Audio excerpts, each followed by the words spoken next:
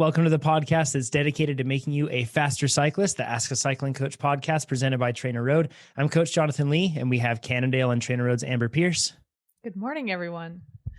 Cliff Bar Racing and TrainerRoad's Pete Morris. Hey, guys. And we also have our CEO, Nate Pearson. Hello. We're going to answer more of the cycling and triathlon related questions that you submitted. And you submitted a ton this week, by the way. Thank you. Keep doing that. It's awesome. You can do it at trainerroad.com/podcast, and you can check that out. I want to clarify something now that we have almost all of the original crew back here today. Last week, I joked around that we had the U23 squad, and then we jokingly joked around that the other side was the Masters squad. It's true. And it's true. It's true. I'm like 1 year away from being a Masters athlete too. So, but with all that said, some people took offense to us, to that comment, and that we were making fun of Masters athletes. And we certainly don't mean to imply that at all, partially because most of us are Masters athletes. And we also are very aware that the majority of you listening are Masters athletes. I'll go farther and say that Masters are pretty awesome with our superiority of experience in life. That comes with hopefully wisdom. Hence the term master. I mean, exactly. Yes. What more do you have to say? We could actually rename it the Chad category, because at this point, Chad's experience, we get to rib Chad since he's not here this week. So I just wanted to clear that up. But first things first, I teased announcement of personal interest that I stated, and then people started guessing on the forum. They started thinking that it was like big product releases or something else like that. And I am so sorry for getting your hopes up. You're going to be sorely disappointed because it has nothing to do with product releases. However, this is one that Nate, you in particular, have been shocked at. Is this correct? Yes. I've known about it for so long, so I was very shocked for like a little bit, but I know we should have put more. It was just all personal to you, because people were saying people are just going to be sad. So yeah, can I just take it, John? Yeah, for sure. Yep.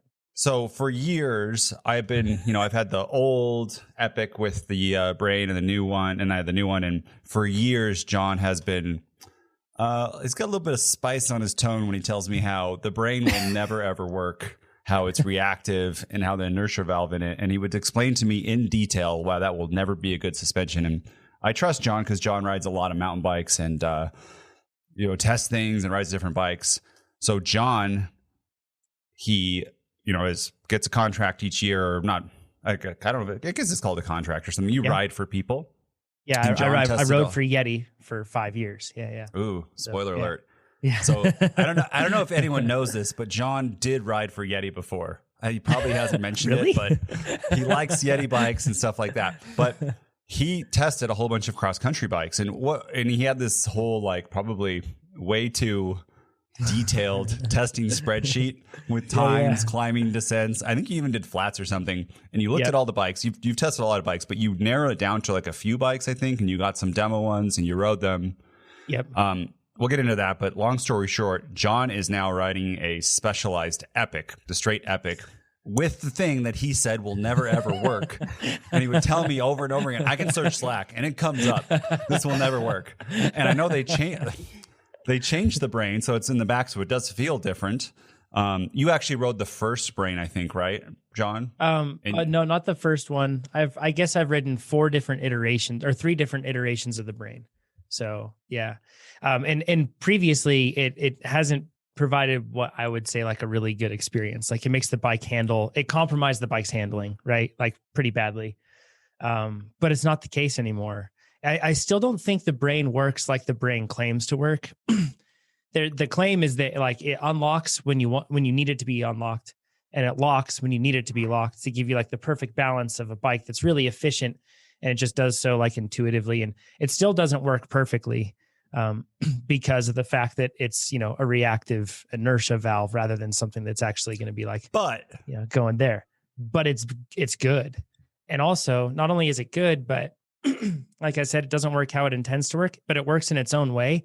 And it's actually a really good way. And it's a cool way. And I think for cross country racing is really, really solid. So forgive me. So yeah, I no longer ride for Yeti. Your body is attacking yourself right now. I know. It's like, stop, don't talk. The Yeti cells are like, no, bro, come back. So I rode for Yeti for 5 years, and that was purely just because I love the brand, like the people, really like the bikes. But they quit making XC bikes, really, or XCO, I should say, bikes, like bikes that are made for really like high performance XC racing. That's, the 90-minute sort of stuff. And as a result, it didn't make sense for me to keep riding that bike. I didn't want to put myself in cross country national championships at some sort of a disadvantage, and all the other bikes were pushing in a different direction. So part of this too is the fact that a big move here is I actually last year and the year before, I was very close to not riding for them because I feel kind of dirty having sponsorships. Like if I'm because everyone knows on this podcast, I like to talk about nitty gritty tech stuff and like bike gear. And I don't blame you if you didn't trust anything I said, because if I'm sponsored, then why trust it? Right. So in this case, since I have zero sponsorships at all, don't get anything for free, nothing at all. As a result, hopefully you can feel comfortable trusting my opinions and what I think on that. So, but I would say one thing, we do get pro deal on the bike, but we get correct. pro deal in any bike. So it's kind of a wash. We get to choose. Yeah, we're fortunate we get industry pricing or pro deal, on basically everything in the industry. So I didn't buy it at full retail, just as I wouldn't buy any other bike at full retail. We're in a fortunate position, but it was still not cheap. Holy cow, that is an expensive bicycle. And I wanted to just get the frame and build it up, but no, because bike availability was tough. So it's an expensive bike. Go ahead, Nate. Yeah. Yeah. So a few more things. One interesting thing is with your times, you're significantly faster on the Epic. Yeah. Like up and down. Down too, right? That was the weird down part too. For me. Yeah. And here's the so I tested the Epic. I rode a Super Caliber for 2 days, the Trek. That's the one with like the almost hardtail suspension system. And then I rode a Pivot Mach 4 SL. I got to, I rode, get ready to drink. I rode Keegan's just for a really short period of time, but then I got to rent one. It wasn't the one with live valve from a local shop. So I got to ride that. And then I rode the BMC 4-stroke and then my Yeti SB100 all next to each other. And the BMC 4-stroke and the Epic have almost identical geometry when you look at it on paper. This is a really good example of a lot of the time we make bike decisions based off of just the numbers. And especially when you're talking about full suspension bikes, there's so much more at play, because that 4-stroke and the Epic could not be more different bikes. Like they feel wildly different in every way. And it's because the suspension tuning on the BMC, it's what we would call a very Euro tune, meaning that it's got really high compression damping and really high rebound damping, meaning that it feels stiff. It doesn't move through the suspension stroke a lot. So you feel everything underneath you still, even though it has the lock and the unlock and everything else. So it made it behave not like I wanted at all, because when you're hitting stuff fast, you would still feel the bumps and it would slow you down. But the Epic, strangely, it's not as fun as my Yeti. And I miss that. Like when I'm just riding, it's so much more fun to ride that SB100. It really is. But then when I'm racing, the Epic is just so much faster. Like down, it's faster. And I think because of the geometry, it just lets it go through things a little bit faster. That new brain also is really good. I run it out of 5 clicks, I think it has on the rear, Nate. I run it 3 out of 5, meaning that 1 would be unengaged, 5 would be locked all the way down. So I run it at 3 out of 5 for most of the riding around here. And then on the front, I think it has 6 positions and I'm at 3. I'm halfway on the fork. But if it's a really gnarly descent, I still have to open it all the way up on the fork, because I've noticed up here where it's really chunky and like stuff that you probably shouldn't be riding an XC bike down, that brain can really mess things up in the front when you're going down on that really rough stuff. So this isn't a scientific test, but when you did, how much faster were you downhill? So I was, Do you remember? So when I was riding, I have to think about it because I did a few different downhills. One of them I did was a very typical XC downhill, and it was, I think, 1 minute and 25 seconds. However, on the Epic, I did it in 1 minute and 17 seconds. On my SB100, it was 1 minute 23, and on the BMC, it was 1 minute 25. I didn't get to test the other bikes on that, but I tested those 3 side by side because I felt like they were the best ones. Then on a really tough downhill, it was 2 minutes and 24 seconds on the Epic. And this is like, it's called Robin Hood. Pete's ridden it before. It's really spicy. It's sketchy. And I did that. And then on my SB 100, which I thought that would be way faster on it because it, felt like more of a brutal kind of a rough terrain bike. And that one, I was 18 seconds slower on that segment. The BMC, I was like 30 seconds slower because it was so technical and rough. That bike just really put me behind. So, and then on climbs, every climb, it was roughly worked out to be around 3% faster on the climbs. So it like I let the data decide. The bike is really fun to ride too. The new Epic, it doesn't feel like the old ones, but I just let the data decide, and that's the bike that I'm on, and it's faster. And it's crazy because I can't believe when I look down and I'm riding on that bike, it's still a shock.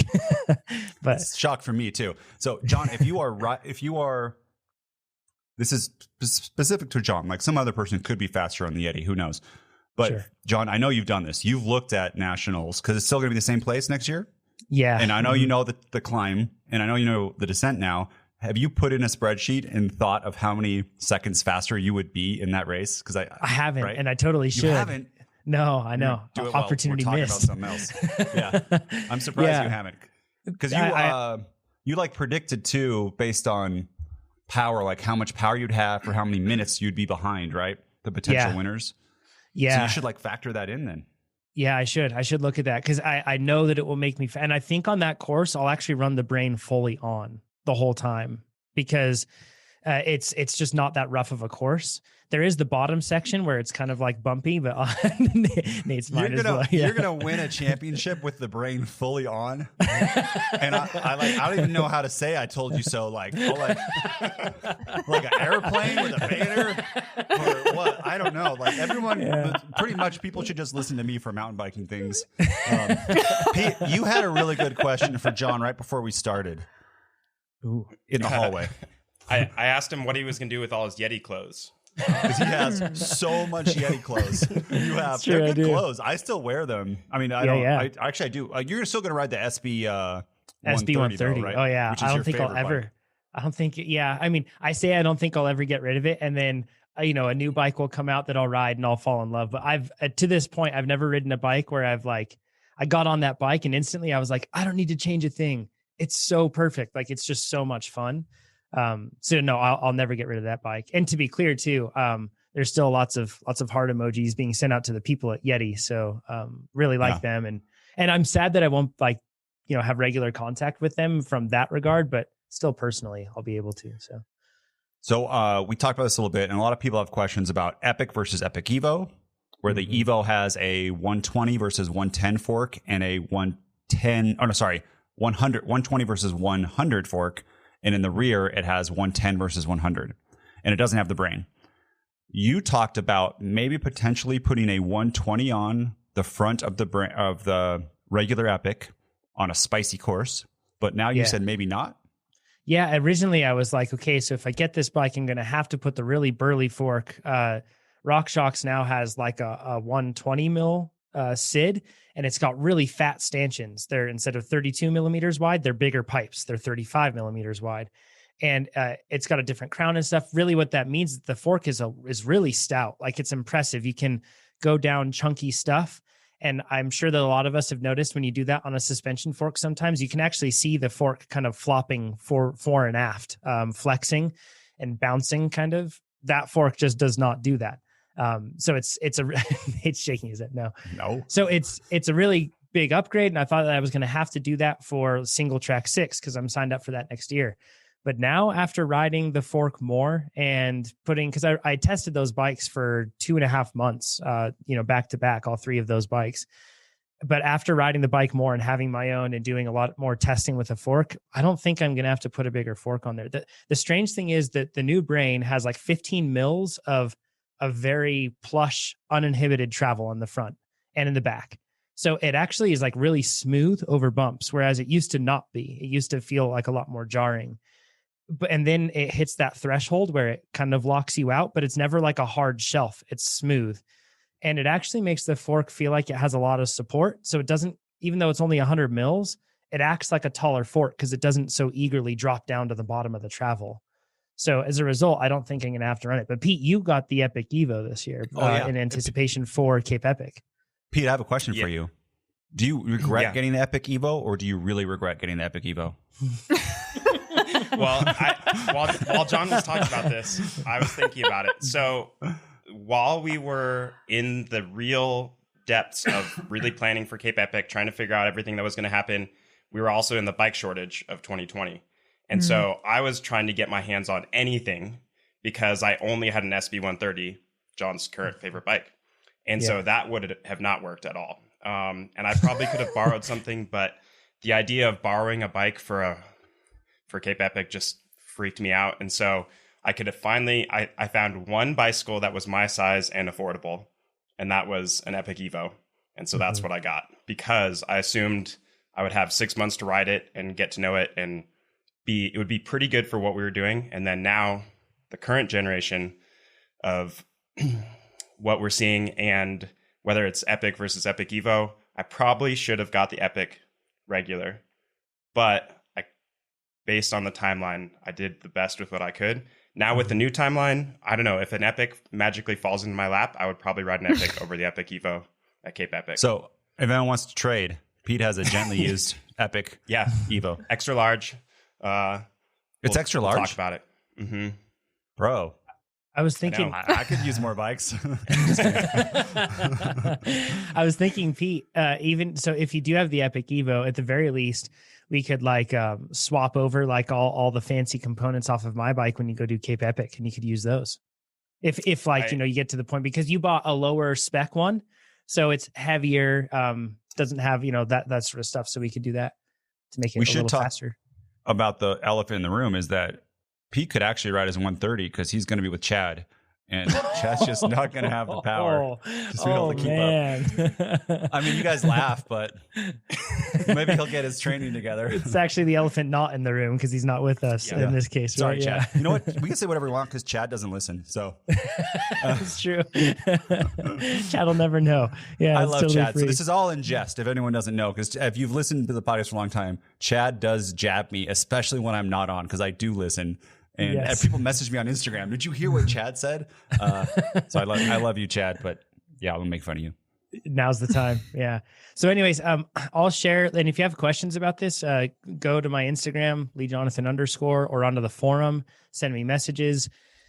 We can talk. I'll be jumping now. I'll jump into like the cross country bike threads. I've been like typing drafts and then stopping and not typing them in because I didn't want to talk about any of this because I've been testing for quite a while. And but I'm going to share all my thoughts on the different bikes. And the one thing I will say is I really liked everything about that BMC. I know this sounds weird, besides how it rode. And I think that if I lived in SoCal, I would love the BMC. If I lived where there were smooth trails and it wasn't really rocky and like loose like we have up here, I would really like the BMC. And it would have been a much harder choice between that and the Epic. Man, it has like the BMC had some cool stuff. Like the dropper post is integrated into the frame, which was really cool. And then it also had like the cable routing and everything else was cleaner and better done. It had like the level of polish on that bike was just to a new level. I hadn't experienced it. And like it had something. Yeah, I know, right? Crazy. And it had this, it had a knock block. Basically, it stops it from the handlebars spinning around. We know this, road racers, if you've ever crashed and then your drops, I'm sure you had this plenty of times or saw this in races, Amber, when somebody crashes and then the handlebars slam into the top tube and it breaks the top tube. And it happens in mountain biking too. And it's your shifters usually, or your brakes hit your top tube and it can break them. And as mountain bikes are kind of getting like taller top tubes to be able to allow for water bottle storage. And as a result, my levers and everything else hit my top tube on my Epic, and it's bad. Like when you crash, that could happen. And the BMC had that really cool thing where it stopped it just short of when your levers would hit. It would stop your bars from turning. Now that could, I'm sure, hurt other things like your wheel and all that stuff, but I'll prefer it over a broken frame, So I really liked a lot about the BMC, and I wanted to like it way more than the Epic because there was a big serving of humble pie and Nate heckling that was also coming with the Epic. But so much. I let the data decide and swallowed pride. So yeah. Well, I want to mention two more things before we move on, just to put context for everybody, especially for new listeners. John is a very good mountain biker. So when he says he's going down like Robin Hood on his XC bike, I would go down that trail with a 150 suspension, full armor, full face mask. It is a legit like downhill course. This is not like you would not see this in a typical XC race, right, John? No, it's basically like, XC races will have features that are like, 1 to 5 seconds long that are really scary. It's like that, but if you extended it for 3.5 minutes or 3 minutes, basically, that's like how long the whole thing is. It's just those features one after another, basically the whole way down. So for some people, an Evo might be faster for them because of the extra suspension. But for John, because his skills are so high and for the type of racing he wants to do at cross country nationals, it's not a limiter. Now for Pete, I would Lee McCormick said this too. He said, take your best fast person. John's like 7 clicks above that person. And we saw that too at Leadville when it wasn't even technical. You got like 4 or 5 top 10s on the downhill of all time, of all the pros and everything. So John's legit fast. Pete, I would say, would be a good mountain biker anywhere in the country.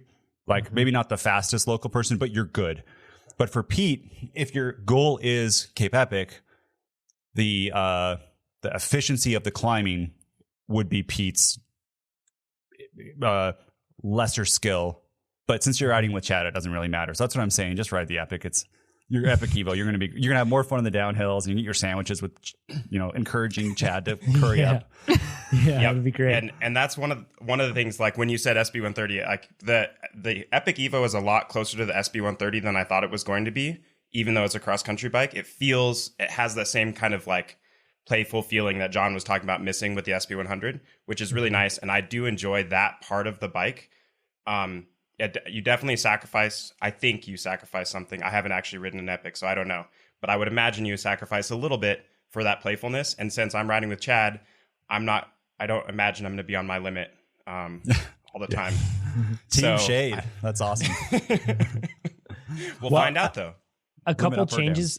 Yeah, a couple changes I made to the bike that I just want to share really quick. I didn't like how short the stem was that came with the bike, so I went with a longer stem. I think it came with a 60 mil stem, and I have an 80 mil on there, and I like that better. I don't like the bend of the handlebars on the Specialized. It hurts my wrists. I like the Envy one. It's a little flatter. It has less sweep. So basically, like imagine like a townie bike that has a ton of sweep, like the beach cruiser sort of bike. It has less of that, a little bit straighter. And also the wheels I plan on changing. It's just really expensive, and I'll wait to do that. But I test rode the bike with my Envies. I just put them over there. And then I rode the bike. Now my bike I have with the Rovals, and I don't like those Rovals as much as the Envies. And it's like a noticeable difference. I'm running inserts, which I hear is very dangerous because it can crack those rims because they don't have a really reinforced like center channel, and that can put too much force into there and crack them. But I haven't had any issues yet, knocking on wood.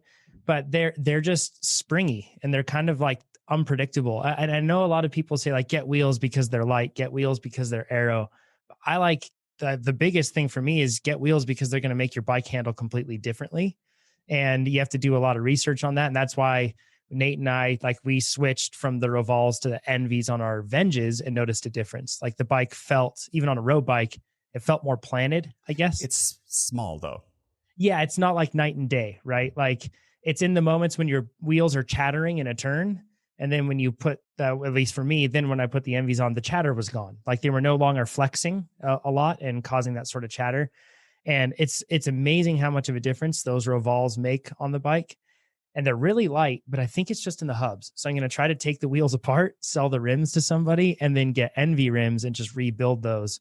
But I suck at wheel building. So if you're better at wheel building, let me know. And because I don't want to ruin everything. So yeah, it makes it's surprising how much of a difference it makes. The bike felt way more planted with the Envies. It feels much more nervous without. So I've ridden with both of them, and I can't tell the difference one bit. And you Amber, also couldn't tell the difference when your fork was locked the whole entire time like Carson City a long time ago, though. Now I can tell. I can tell different like brain clicks and stuff. I'm a lot better in different pressures. Amber, What's the sweep you have on your handlebars that you enjoy? No idea. Exactly. I don't know either. But like John was saying, I'm like, do my wrists hurt? Like, I don't know. Should I be switching my handlebars? Amber, how's your mountain biking coming? It's on pause for the moment, but we do now have a nice long period of time and we'll have some good months over the summer. So I'm just taking a little bit of a mental break because I know it's going to get kind of intense, but I figure there's plenty of time for me to get that sorted out. Meantime, I am doing push-ups and grip strength work. So good. There's that. Can you ride right now where you're at, Amber? I don't know what the snow situation is like, or is it snowy and way too muddy to ride? No, it's fine. Well, for trails, probably not so good right now. We've been getting snow on and off, and it's just been, so it's either frozen, iced over with snow, or way too muddy and wet. So we're not going to be able to ride trails around here probably for a couple months at least. So for those who don't know, Cape Epic was pushed from March to October. Yeah. And that's why we have extra time, and really hope that we're all vaccinated too before then, before we go to that big event. But I think maybe, possibly, who knows, but possible, likely 50%. I don't know. I have no clue. No we can knows, reside right? on hopefully, right? Yeah. Right. We can be optimistic, but for now, we'll just plan like it's going to happen as scheduled in October, and that gives us lots of time. So. Yep. Cool. I got lots of time to learn about all this stuff. While we're talking about big goals, we should talk about New Year's resolutions. We talked about it with Pete last time. And now that we have Nate and Amber here and we have Chad here, well, we don't have Chad here, but we'll get to just either insert whatever resolutions we want for Chad, or we'll get to do what we want. But let's review. Nate's mind is running wild with that thought right there. But let's review. We should review the previous year's the New Year's resolutions that we had, because there were some bold ones that were made. And then at the same time, there were also, I feel like within that, we also had some really good ones. So we have video of this, so we'll be able to plug in. And I think that we should probably start with Amber's resolutions. So we'll play those now. The first one is really just to become a more well-rounded athlete, because I've been so laser focused on cycling. So a lot of my goals really have to do with kind of transitioning out of full-time racing, embracing a new chapter in life, and I would really like to be a much more well-rounded athlete. And then the second one is very qualitative, and this is to become my own best friend on the bike. And that sounds a little bit, I don't know, silly, but over the years, and actually now that I've stepped outside of racing full-time, I'm realizing more and more that I think a lot of athletes do this. I'm sure I'm not the only one. Maybe not everybody does this. You're not. But I think a lot of athletes confuse toughness with internal verbal abuse. I would really like to work on becoming more truly resilient versus relying on this internal abuse. So yeah, I want to become my own best friend on the bike. We look so young. I know, right? It's like, what happened? It's been a year, man. It's been a year. It's been a rough year. This year's taken like decades off our lives. Amber, how'd you do with those? Or how do you feel you did with those this year? I think I did really well with those, actually. So I've been doing a lot of mobility work, probably not as much strictly strength training as I would have liked, but that is probably a little bit because I got excited about Cape Epic, which was an opportunity that came up after we had that episode. So I really put in a lot of time on the mountain bike this year, but I will say the goal of being my own best friend on the bike paid off big time when learning new mountain bike skills. That was huge. And I think it was a pretty significant breakthrough for me on a personal level. So I'd like to say that I nailed that one pretty well. Sweet. Let's go into Chad's actually next, because Chad's not here. So that'll be a lot of fun. Chad is here in spirit and heart. We carry him in our hearts. His spirit's probably going to be upset if we dog on him too much, but let's go for it. Okay, here he goes. Hold myself accountable by actually displaying my goals and measuring them rather than forgetting them promptly. Just tucking them away.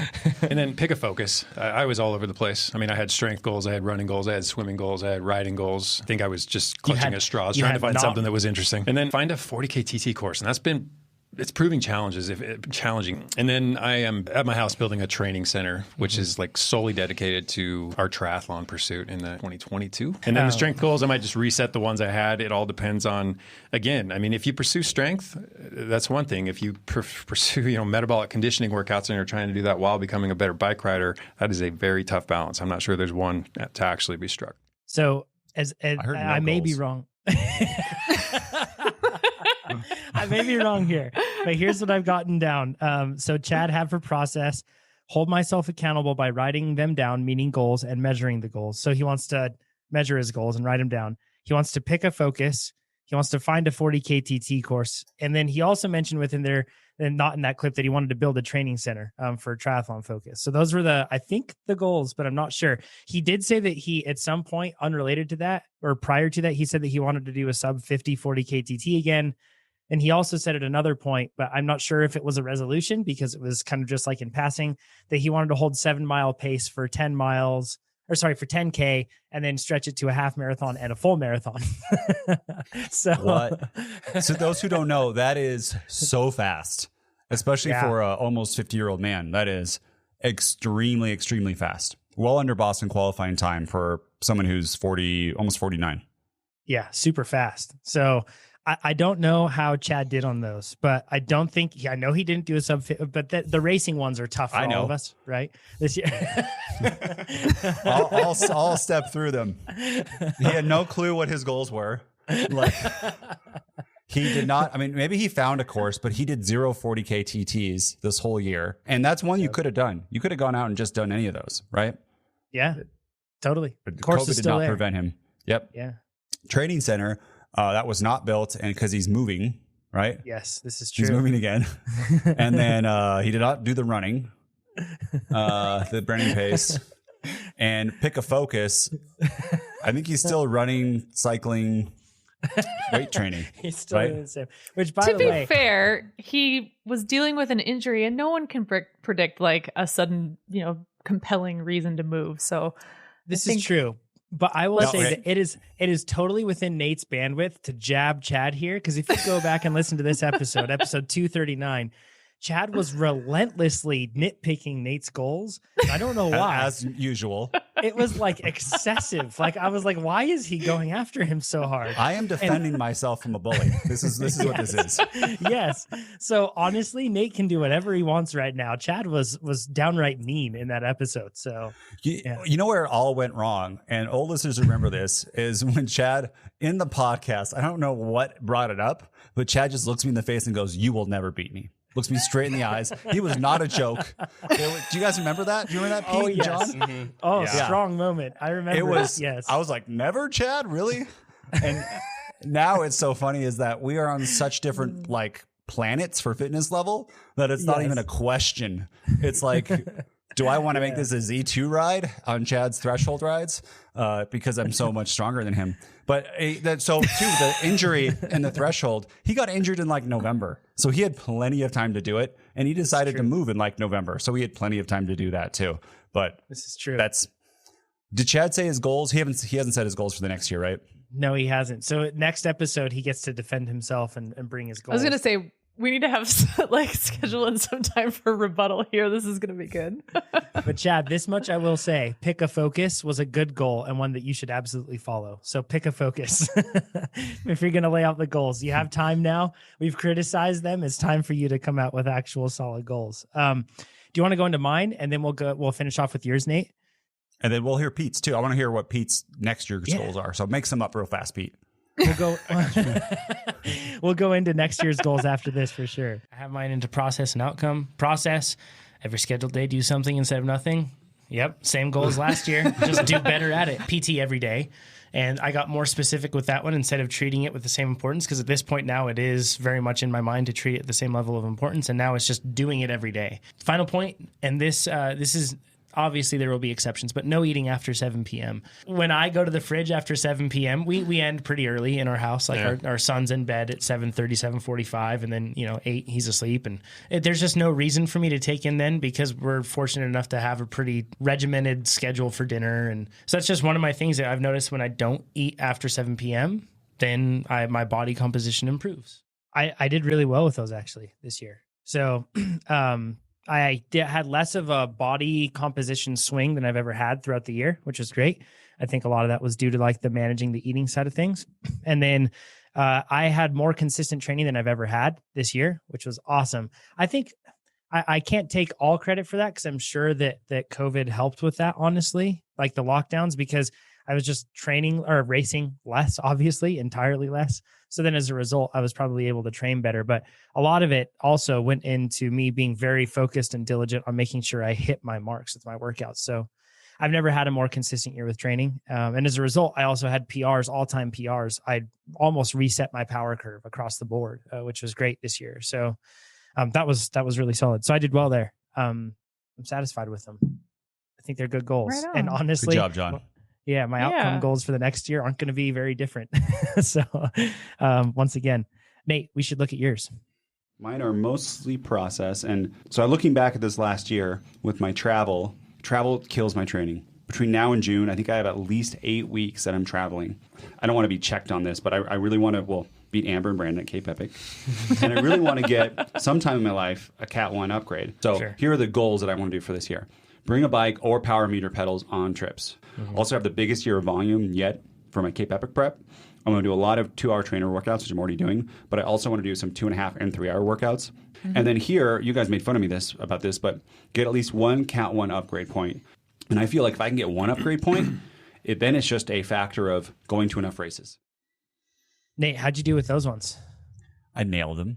Sorry. You did get your 1 point, right? Yeah, so I got 6 points in one race because I got, you let me out, but I think I got third, but there was like 70 people in the race and or like 71, and that was the cutoff or whatever the cutoff is. We were right at it. And because now they count, that was a 2-3 race, they count threes in it. So it's a lot easier this year to get upgrade points is I can race 2-3 races or 2 races and find those to upgrade. Taking my bike while travel, well, that was a lot easier this year to happen. I went to Australia and I took my bike during that and I did some good rides. I missed one ride because I was a little too hungover. But other than that, like I was, I was very consistent in training and looking at my hours. I had my biggest year yet at 460 hours and I had an 18% increase over the previous year. So about 70 hours more this year than last year. And for those, you probably all know, but that's almost entirely on the trainer, like almost entirely, especially this year, which I think is pretty good. So that doesn't count weightlifting and stuff, but that's pure recorded time. Yeah. And then what was there another one? Oh yeah. Beat Brandon Epp and Amber. That hasn't happened yet, but I think, well, that's still going to be that's my overarching goal. Sure. For sure. I went back, by the way, and I went through and looked at the composition of what I did for the year. And that was 187 TrainerRoad workouts that I did throughout the year. And it was 22 rides, meaning that they didn't have any purpose. It was just riding my bicycle because, hey, bike riding's fun. 11 things that were either openers or recons or equipment tests.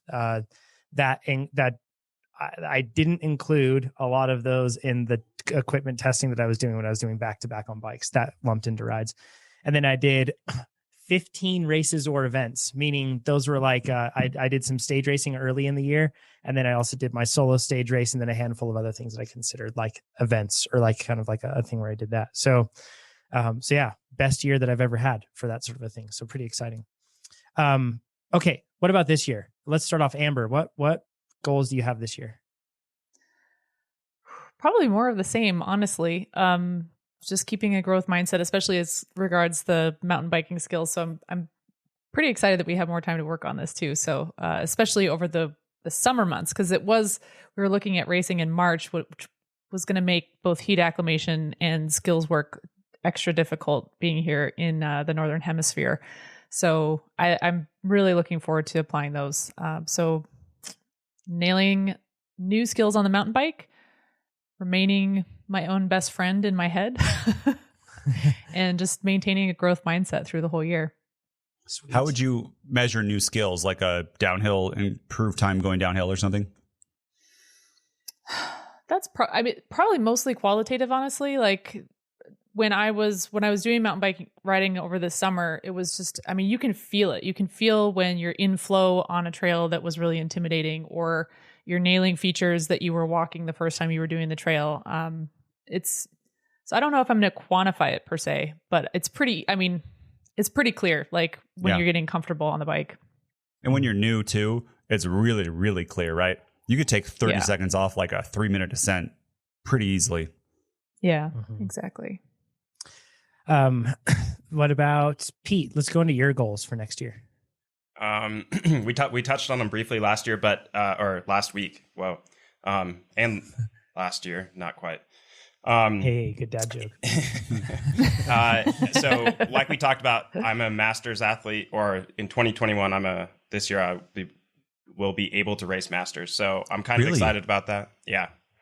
35 to 39. So, I'm kind of excited to see how that goes, because Nate and I will get to race each other a lot, which will be fun, and race with each other and against each other, which we like to do and talk about. So that's sorry. Continue, Nate's Pete. I want you to shaking his finish, head and then I'll say things. Okay.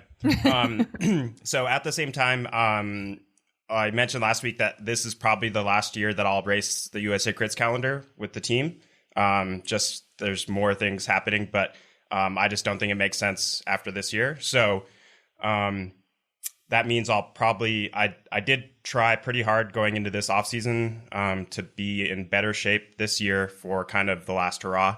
And then now I'm taking a break because races look like they're postponed a little bit. I don't think the big races are going to happen until June or July if they happen. So just took a couple weeks, very easy, and then kind of rebuild everything up to try and be fast for both Masters Nationals and the kind of the end of the USA Crits. And so that's hopefully will lead into Cape Epic. I don't think I'll have to do anything extra, but still ride lots of bikes. But yeah, that's kind of what my year is looking like. And the motivation is pretty high because it's the last time. So I don't usually have a problem with motivation. And this year I don't have that. It's just going to be making sure I'm staying excited without races, which is really hard for me to do actually. So kind of come up with some other measurements, like the 10-mile Air Center TT I did. I set a baseline. I'm going to keep doing that probably once a month because I just need something to go pedal hard and see how I'm stacking up. So things like that before July, I guess. Pete, when I was shaking my head because you said we like to race against each other. I don't like to race against you. You make it hard. It's not race together. That'd be fun. So was something like what's it called? Tour of America's Dairyland. If that were to happen, there's some kind of stage race. Let's say that one specifically. If it does happen, would that be one that you would race as Cliff on like the P12, or how would that work? I would never. I wouldn't get to race with you, right? You would never race with me. If you're doing the twos only races, I think if we're racing Masters. Masters. Masters. Yeah, I would race 1-2. on Cliff, but I think there's you can have someone who's you're nice to when you're racing. Like I would be purposely nicer to you. I've never That seen doesn't you do that. last. I've That doesn't never seen last you do either. that.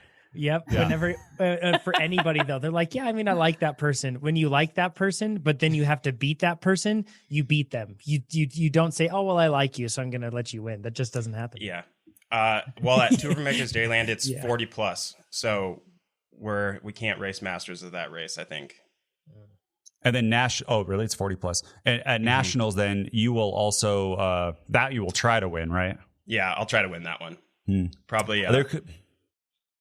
There could be a situation if we're in the right mix where the only way that I could win, I mean, there's no way for me to win, but I could lead you out as hard as I could. That would be cool, right? Because if I'm some kind of breakaway with true sprinters like you, I can't drop you guys and I'm not going to win, but I can at least make it super duper fast for you. And then I thought I was pretty cool the other day. I was doing 360 for 20-minute repeats. And then I looked on Strava and I saw Brendan Hausler and he was doing 20 minutes at 4:30 or 4:40. And he is my exact age, 6'5", and lighter than me by like 10 pounds.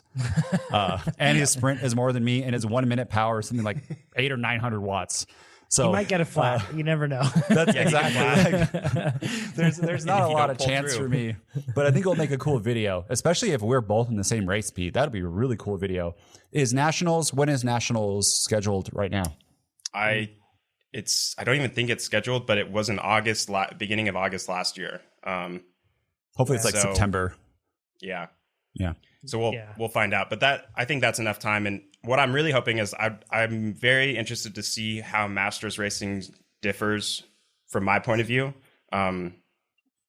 compared to the races I'm used to. And I think that's something we could probably talk about more frequently as hopefully racing happens. In my 'cause that's pretty experience, interesting. it's very similar tactics wise, except everything is just less. Like it's the P12s when Mike Spikes blows up, it is like, oh, it's crazy. And then when Iman was there, it's crazy. And when Reichert, who's like 390 FTP at like 101 pounds or something, Yeah. and he's super aero and pulling, that's crazy. It's just like that, but it's for me, I was able to keep up just fine in a race with multiple national champions and a world champ Masters racer. So Pete, it's less punchy too, and you are very punchy. So you can be a force inside of Masters racing for sure if you're fit. If you're not So fit, exciting. you can hang on just fine. Yeah, it'll be fun. So exciting thinking of Pete racing Masters too. That'll be super fun. Sort of like I got to race against him though. It's like, again, stop it. So my resolutions for this coming year, they're really straightforward. So instead of the everyday, a scheduled day, do something instead of nothing, just because I've had that for 2 years, it's worked really well. So I'm not going to quit that, but I am just going to change something to it. Do the scheduled thing. So like, just be better with that. Right. So I'm with the move that we made to our house and everything else, I built out specifically for this goal. I built so much of that house and like the garage experience around making this more possible. So training is easier than ever before in terms of just the logistics of getting everything set. And I have climate control. I have all this stuff, like no excuses. So the final piece in mini fridge will be going in the next few weeks. So then I'll have all of my bottles always there and always ready. So my goal is to just not miss. And I know that sounds really, that sounds like a goal that is really tough to hit, but I think I can hit it because I've step my way up to the point where I think that that's the next step for me. The other thing I'm going to do is measure my food the first week of every month. So I track it at MyFitnessPal, but just the first week. And that, what it does is when I measure food, it puts up guardrails and then I bounce against those guardrails and I stay within them. But then when I quit measuring my food, which I don't want to measure it all the time because I'll lose my mind. But when I quit measuring my food, those guardrails drift out, but I think they're in the same spot. And then all I have to do is just measure them quickly for a short period of time, and then they're back on. So I'm going to measure my food for the first week of every month. And then I think that will allow me to keep the body composition on for where I need it to be to reach the goals. And the big outcome goal is to win a national championship, of course. So, John, I would say, I don't want to tell you what your goal should be, but sure, 1 week. And then if anyone else tries doing this, 1 day a month would be, I think, plenty to lock you in, because a week is a lot of time. Like that's an easy extra 5-6 hours that week that you are going to spend doing some really annoying things. Yeah. And the reason that I changed it and you're right, like it can be really hard, but I have enough experience with it now that I can be more efficient with it. But the big thing is the reason I want to do it for a week is because over that week, I will measure more things. And here's you'll get into a rhythm where you'll like, oh, I really like this dish or this dinner. And you'll be preparing that dinner pretty regularly. And if I'm just measuring 1 day out of the month, I might miss that meal that I have created. And as a result, I don't have a good way of measuring that. But if I extend it over the first week of the month, chances are I'll be able to measure more things and be able to get those guardrails a little more precise. So that's the goal there. But anyways, yeah, those are the process goals, and the outcome is win that national championship. It sounds like it's going to happen, and if it does, I'm going to be ready for it. So that's the plan. Nate, how about you? What are your goals? Okay, my goals are kind of the similar, but not. One is so my volume goal, I want to keep the same volume as last year, because this year there will probably be, I don't know, but I think sometime during the year there'll be more travel, and then I just want to take my bike and try to do the same amount of volume. And if I could do the same amount of volume, I'll be pretty happy. Okay. So that's the first one. Second one is I want to try to really do either 100 to 120 grams per hour on every single ride. Even once what happens is it gets into my head, even me, I'm like, oh, this one is this, and I'm just going to cut it down a little bit here or there, right? And just try to play with things. I want to see what happens if I do even more than I'm doing now. Because I think I'm about 90 right now. If I do a little bit more, what can happen in recovery in performance? And just a side note, and this is still pretty far out. I shouldn't even be mentioning it, but talking to a researcher, and something that they want to do is they want to see for the rides where you don't, air quotes, need it, if you feed somebody 100 grams of carbs an hour or something like that versus nothing, what does it do to impact subsequent workouts?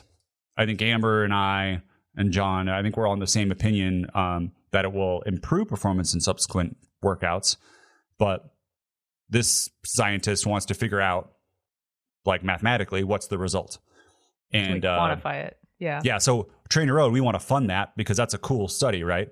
And it can't happen until COVID is over. But I like the idea of us funding some of these questions that we might know the answer to, but if we could get real specific data, it would be amazing. There's that. Outcome goal. I want to have a 367 watt FTP at elevation and be able to do Carpathian peak +3.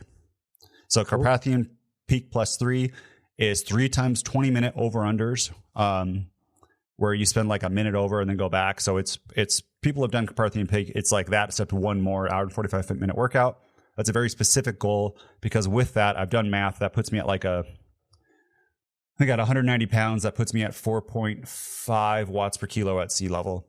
So that then leads to my ultimate goal, which is to beat Amber and Brandon inside for Cape Epic. And we should know, as long as it happens, if that happened or not. One other thing that's not my goal, I have no desire to push my skills any further for mountain biking. Like, besides, I want to be more efficient on just like normal, easy stuff like cross country. I'm kind of over, I don't really want to ride anything over a blue ever again in my life because it's.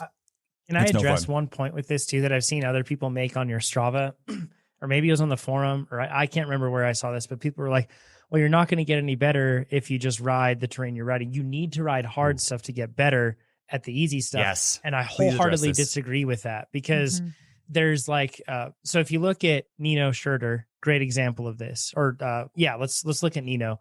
So Nino rides primarily XC. He's not out doing DH trails all the time. If you see the trails he rides and he shares on his Instagram, they're XC type trails. They're very rarely anything more than that.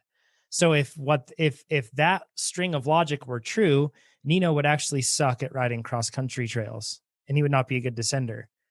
But it's completely broken. You don't have to ride hard stuff to get better at good stuff. Yes, it can have a beneficial effect. However, to get really good at that other stuff, it's about that efficiency you build with reps. And if Nate regularly is riding the sort of terrain that's well within his bandwidth, so that he's not going to be out of his element, so that he can think about what he needs to be doing and be comfortable, then he's going to level up even higher because of that too. So you don't have to push yourself into terrifying territory to progress. All you have to do is just spend time within your bandwidth and then you'll get much learning better zone. Yeah. Mm-hmm. And I think a lot of people can take this and look at the trails they ride. Unless you're wringing everything out of the most basic trails you're riding, and you're not at your max mental capacity to wring everything out, like you still can grow. Like you can ride the flattest kind of no technical features. Unless you're getting everything out of it, like wringing a sponge dry, you can still get better riding the same really basic trail. And then your mental, like how much mental energy it takes to ride that trail that fast, that can also decrease. So until you're totally calm riding an easy trail as fast as you possibly can, faster than everybody else, you can still get better riding the most basic trails that exist. And everybody should like pay attention to how they're feeling and how fast they're going. and how much energy that's costing them mentally, because you'll start reevaluating how good you are at mountain biking every time you ride. It's something to really pay attention to. And I want to explicitly say what Pete was hinting at there.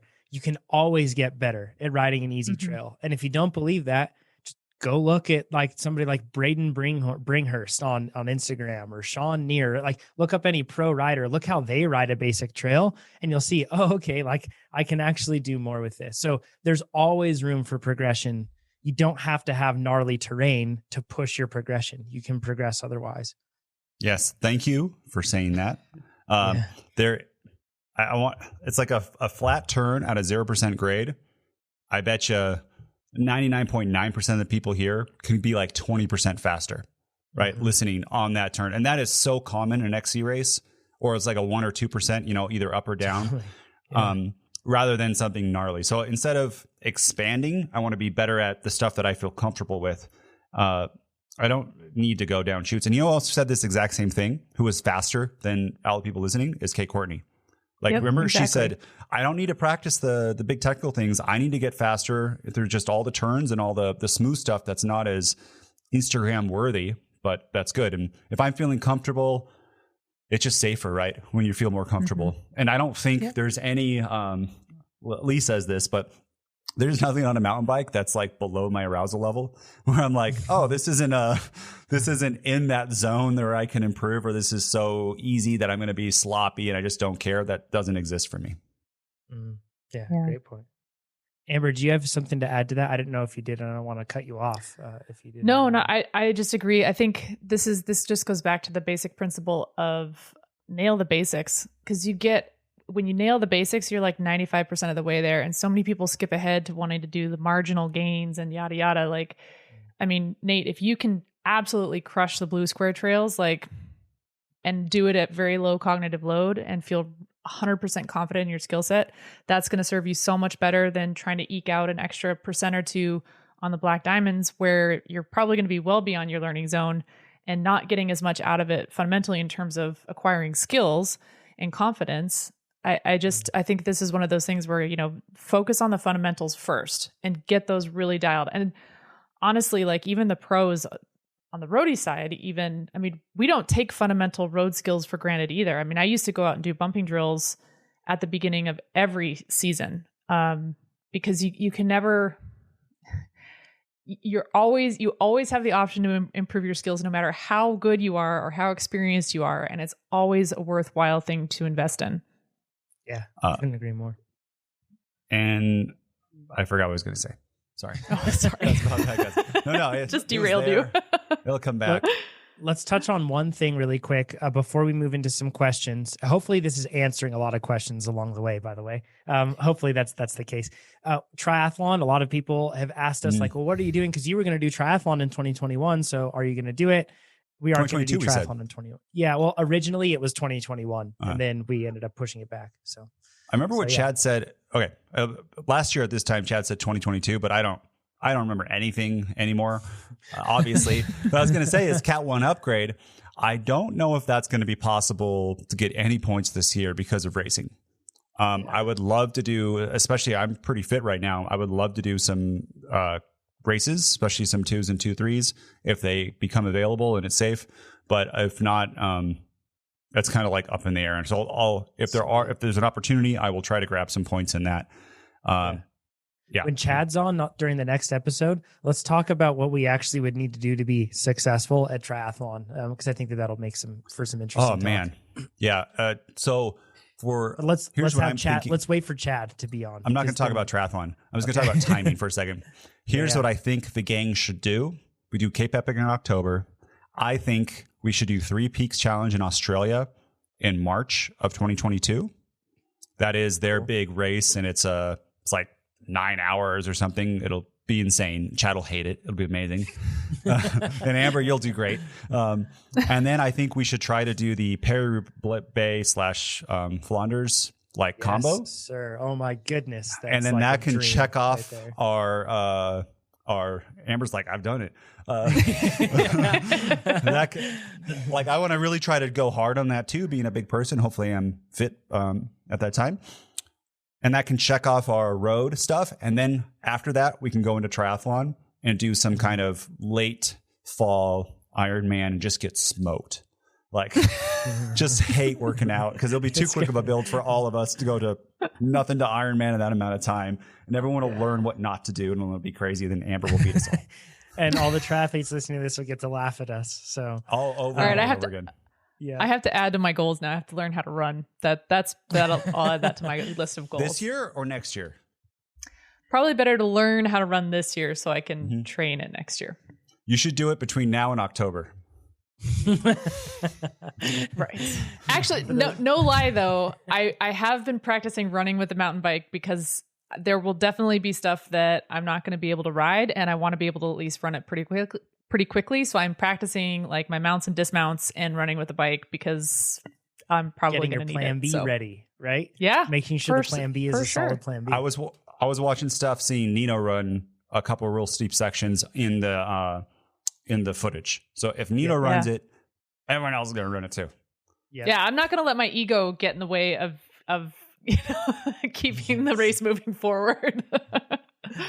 The first two questions we're going to get into today represent a lot of the questions we're getting from a lot of people about which plan to pick. Makes sense. Early season, people are planning out their year, everything else. So the easy answer is Plan Builder, and we can just end the podcast right there, but we'll give you some more information. So this first one's from Alexander, and Nate will have some particular insight in this because I think he's the only one. Pete, you haven't done Grinduro, have you? Yeah. So Nate's the only one that's done it. Okay. Alexander says, I'm probably making Grinduro California my 2021 goal. That's, I think, how all of us feel about our race goals. He says, I booted up Plan Builder and just realized that Grinduro has a unique format. The time stages are short, but I do need to be fit enough over the long haul to make the cutoff times. So I have a couple of questions. Number one, do I just follow a gravel discipline plan with Plan Builder as is, or do I need to add in some some training as I get closer to my event for these shorter 5 to 10 minute efforts? Nate will be able to answer that one really well. And then number two, I've never done an enduro style event with short timed efforts. What's the key? Do I go as easy as possible between the time segments and just hang out right in front of the broom wagon? Do you have any tips on strategy? And he says, for reference, here's what Grinduro has to say about their format. And I'm going to read this just because some people may not know what it is. But in short, Grinduro is just what the name suggests: gravel, road race, mountain bike style enduro. It's one long loop of pavement and dirt where finish times aren't based on the overall loop time, but for 4 timed segments, each roughly 5 to 10 minutes. So Nate, you've ridden Grinduro, California, so you can share some insight on this. What's it like? Yeah. So if they had it the same, it is a big long day, and it's a long day, like 70 or 80 miles of gravel. And they had a steep fire road climb. I think took me 8 minutes. Then they have a steep fire road descent, which scared me sketchy. more than anything. And this too was that year where we had the bad rains, and they're like potholes. Oh. So right there, you think of like, ooh, because there's a question: should I be on a mountain bike or a gravel bike? And I think I was on a mountain bike. No, I was on a gravel. I was definitely on a gravel bike, and I should have been on a mountain bike. The third section is a paved flat section, and the fourth section is single track downhill. So what they do, and they do this on purpose, is they want your bike to be bad in some situations and better in another, which I personally hate that. Like, it's like I'm going to not enjoy one section unless I'm someone with extreme skills. If you really want to try to race. So on this one, this is a great question because our Century or gravel plan, our Fondo plan, that is made for long, steady climbs, maximal output over many hours, right? Like I'm going to be in sweet spot on some climbs, maybe some threshold climbs over and over and over again. I'm not going to respond to attacks, but I just want a diesel. What do you call it? Rolling coal? Rolling coal. Yeah, roll coal. Solar energy. This is 2021, clean energy. John. Forgive me. Yeah. Yes. All along the race. But this is different because these are very specific sections. And I have experience now because before this race, I was on my cross bike and we put a tire on the back that was too wide. So once we got there and got it fully inflated to the right pressure and I'd ride it, it would rub my frame. And I had to switch my rear tire with the VeloFix as the race started. and Chad was with me, and Chad was so upset. We were a good 30 minutes behind the entire race.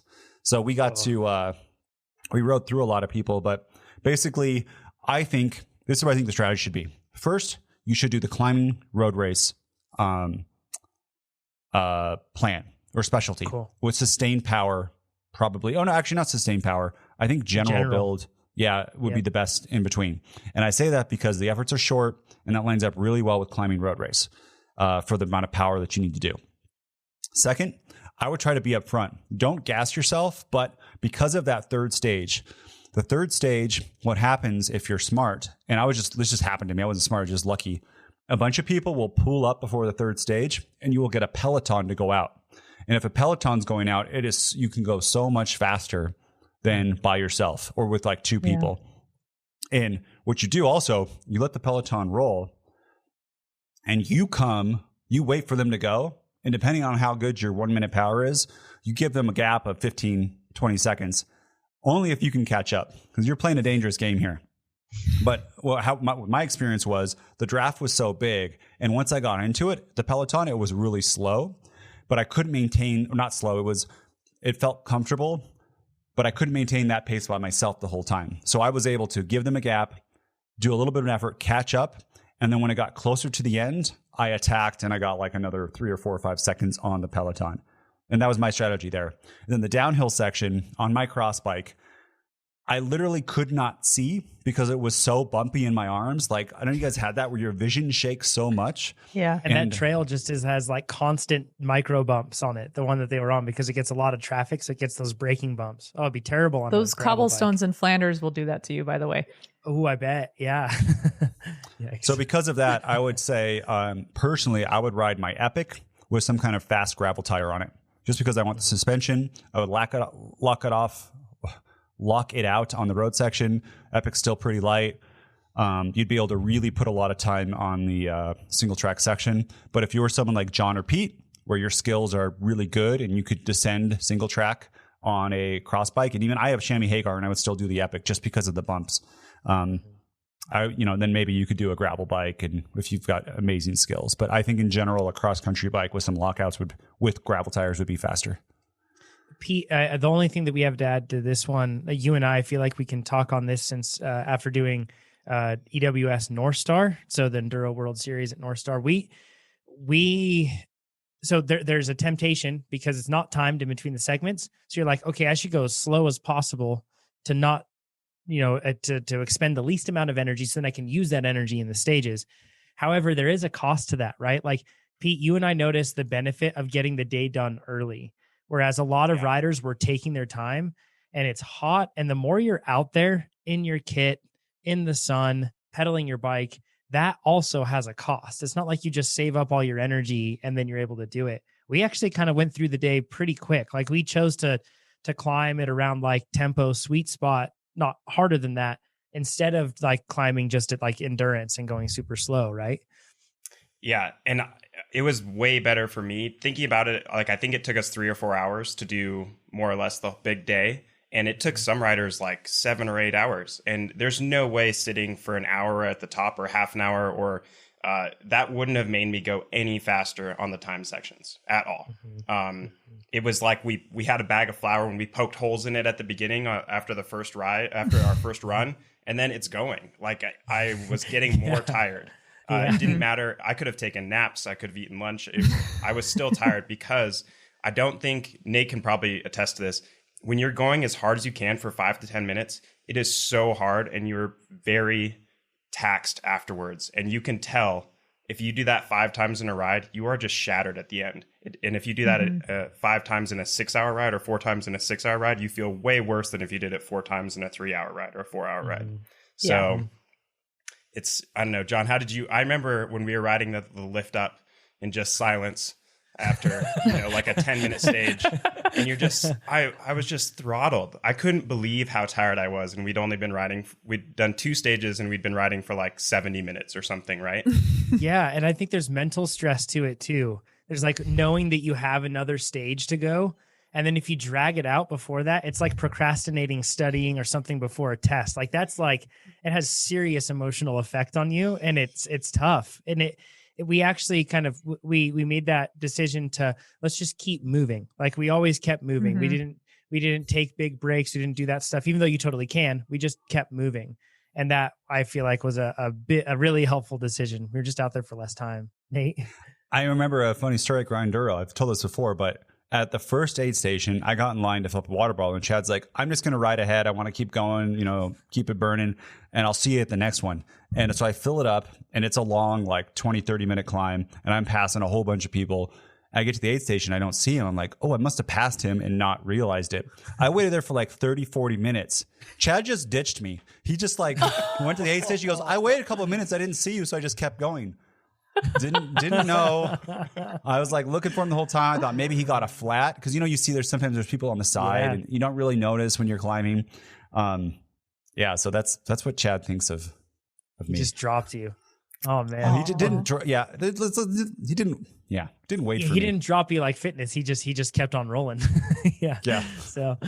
So those are some enduro tips. Pete and I have talked about EWS North Star, and you can go back and you can actually even watch if it interests you, enduro racing interests you. You should look up.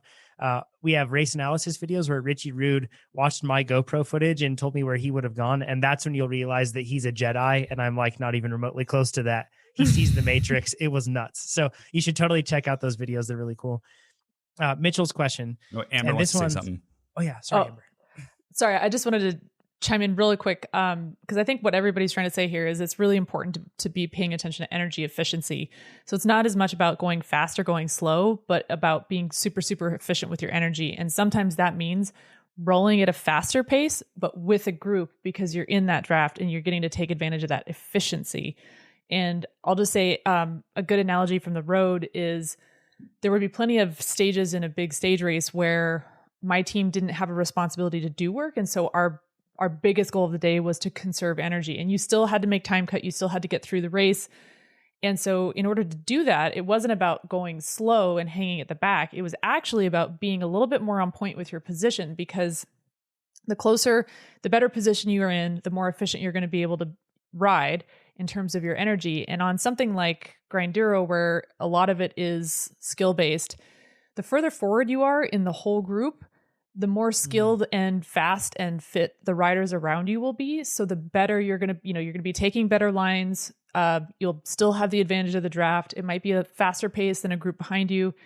You want to find a group where you're at a comfortable pace where you can be efficient, but don't think about it in terms of fast or slow, but think about it in terms of energy efficiency. And to Nate's point, if you are with a group that's further forward, that's fitter, that's faster, that's more skilled, if you start a segment at the back of that group and move forward through that group, you're probably going to go faster than if you were doing the same thing in a group that's further back, that's not quite as fast, fit, or skilled. So I would just recommend trying to stay further towards the front if you can, because it probably will mean greater overall energy efficiency for you. That's a great point. The year before it was EWS, the actual World Series, it was a continental round. And I was with toward the front group, and I was like, wow, everyone's like really fast. This is great. It was like, I was never having to deal with dust because everybody was like kind of weird, similar pace. And then my shock blew up and I had to go swap it out. Thanks to the folks at Yeti for lending me a shock that day. But I was like an hour behind. And when I went back in, I was with a totally different group of people. And my stages were terrible after that because I was like having to deal with dust and passing riders. And I remember thinking like, is this a different race? Like what happened here? And it can feel like a totally different race. Yeah. Yeah. With different people. And especially for something like Grinduro, when you can have a group element involved, it's huge. Mitchell says, and this one is kind of similar about which training plan to pick, very relatable to all of us and probably our plan Bs for the year. Mitchell says, I'm sorry, guys. I had to rate the podcast only 4 stars. And with that, Mitchell, we stop reading your next review, question. Or your question. Yeah. But he just says, JK, you can rate it 5 stars just like Mitchell has. And you can do that on any sort of podcast app that you're using to listen to this podcast. And also, if you're watching on YouTube, give us a thumbs up because that really helps. And that will make other people check it out. And subscribe to our YouTube channel, videos every day. Okay. Mitchell says, anyway, since it seems unlikely that there will be sanctioned races early in the season, I am planning on taking a specific KOM that I've had my eye on for a few years. It's a hill climb style effort, and the current KOM is about 2 minutes and 20 seconds. I stand at 2 minutes and 28 seconds, averaging 435 watts. My goal is to average about 500 watts at close to around 140 pounds. This is a lot of power for that sort of a rider.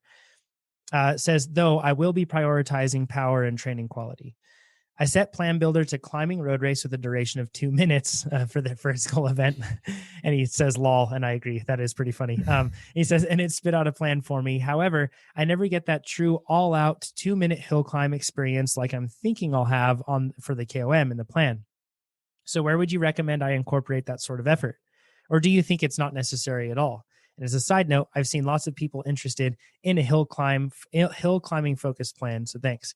So first part, let's work backwards, addressing the hill climbing plan thing. We get so many questions from people saying like, I'm a bad climber. Like, how do I become a better climber? And we've covered that a lot of times on the podcast. And really, if you're really a bad climber, it's just because of power to weight ratio. It's that simple, right? So power to weight going up a hill. However, in almost every case, it's never just like in isolation, like this KOM. Usually you have lots of riding before that. You have chances for efficiency and you have chances for a total lack of efficiency. And it could also be mental. Just if you are repeating the story in your mind that you're not a climber and you suck at climbing, guess what's going to happen when you hit the climb? Yeah. It might not all be physical. Just throw that out there. You've shared stories where the year that you were really fueling your work and really going for it, that was one of your best climbing years that you had.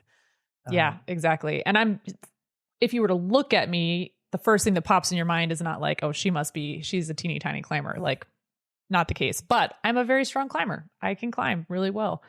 But yeah, I do. And I'm 100% guilty of this. I kind of joke about how I'm not a pure climber and all that, but the truth is I'm a very strong climber, and probably a lot of us tell ourselves, self-deprecating stories like that.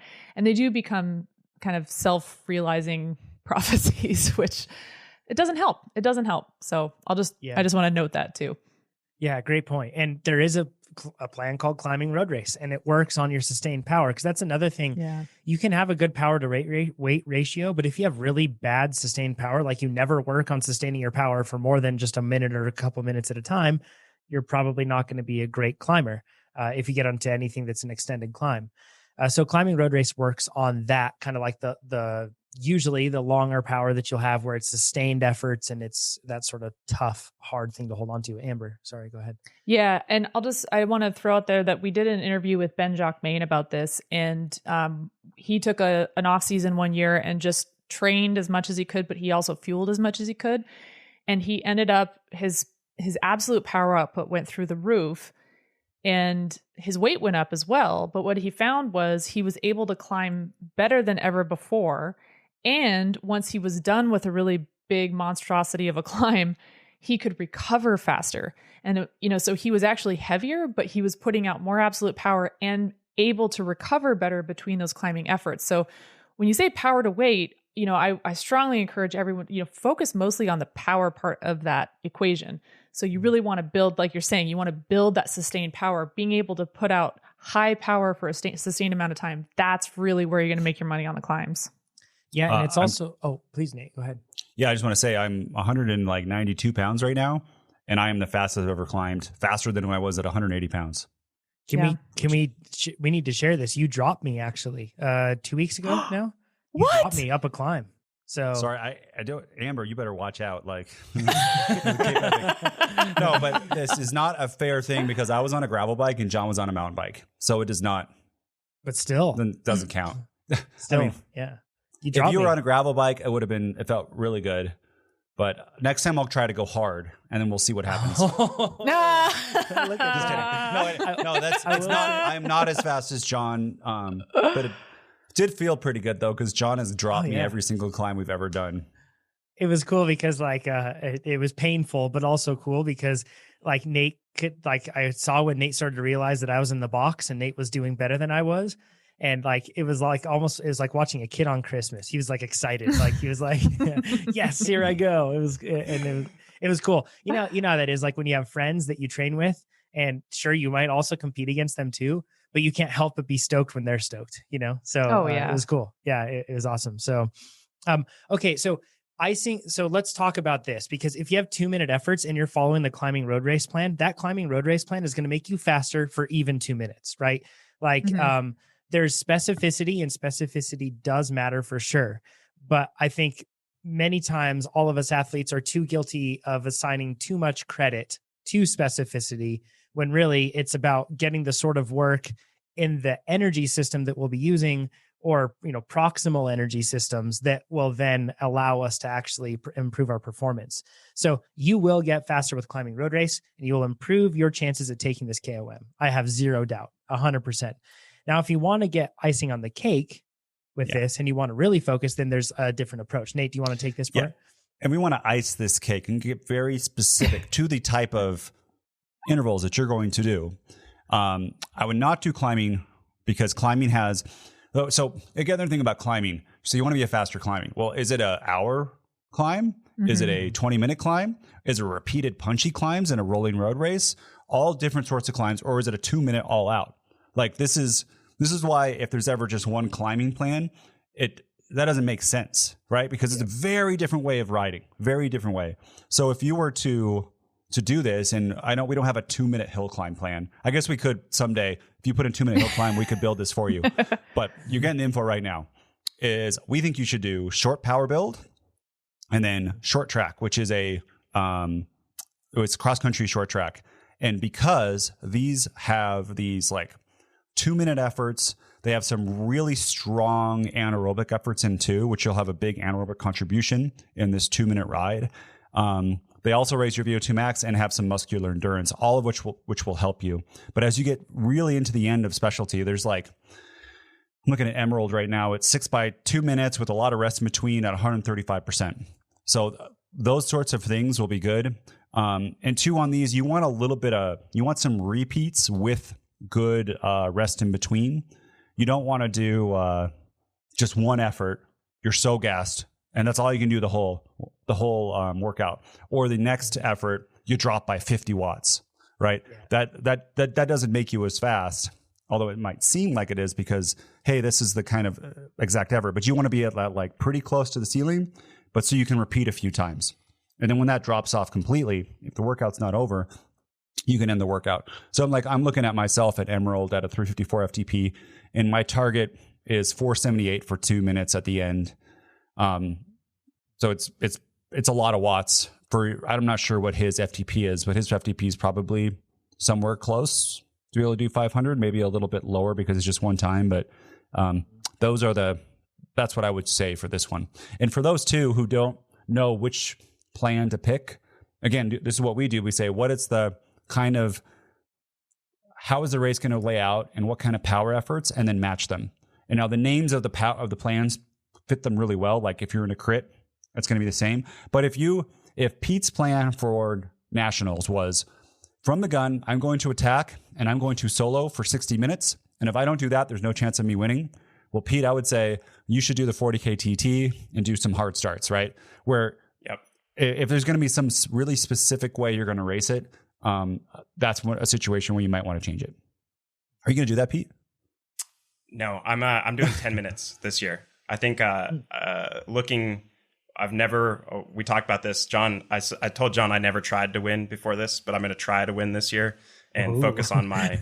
It's a good flex right there. Yeah, right. My physiology lends itself to 5, 10, 15-minute power, like those last end of the race attacks. And so I'm going to really lay the logs on the fire and try to get that as high as I can. Because I think that's my best chance of success kind of for the whole season, and be useful for the team. And probably I always want my strength to be against someone else's, like the thing I'm the best at. And then hopefully if I drag a few people with me, I can out sprint them, or if I don't, I'm okay. So that's the way I'm like, my crit specialty this year is going to look a little different than it has in the past, because it's going to be more about 10-minute power or 15-minute power. And your limiter is never punchiness. Like there's no race, I think crits ever happen where a punchy race you get dropped. I don't think that's ever happened to you. Like your physiology, your punchiness is amazing. So that's not a limiter to you. But with the way it is, it's hard for you to win on just punchiness. Right? Correct. That's interesting, Pete. So if you go with, I'm sorry, we're off topic, but this is like, we haven't talked racing for so long.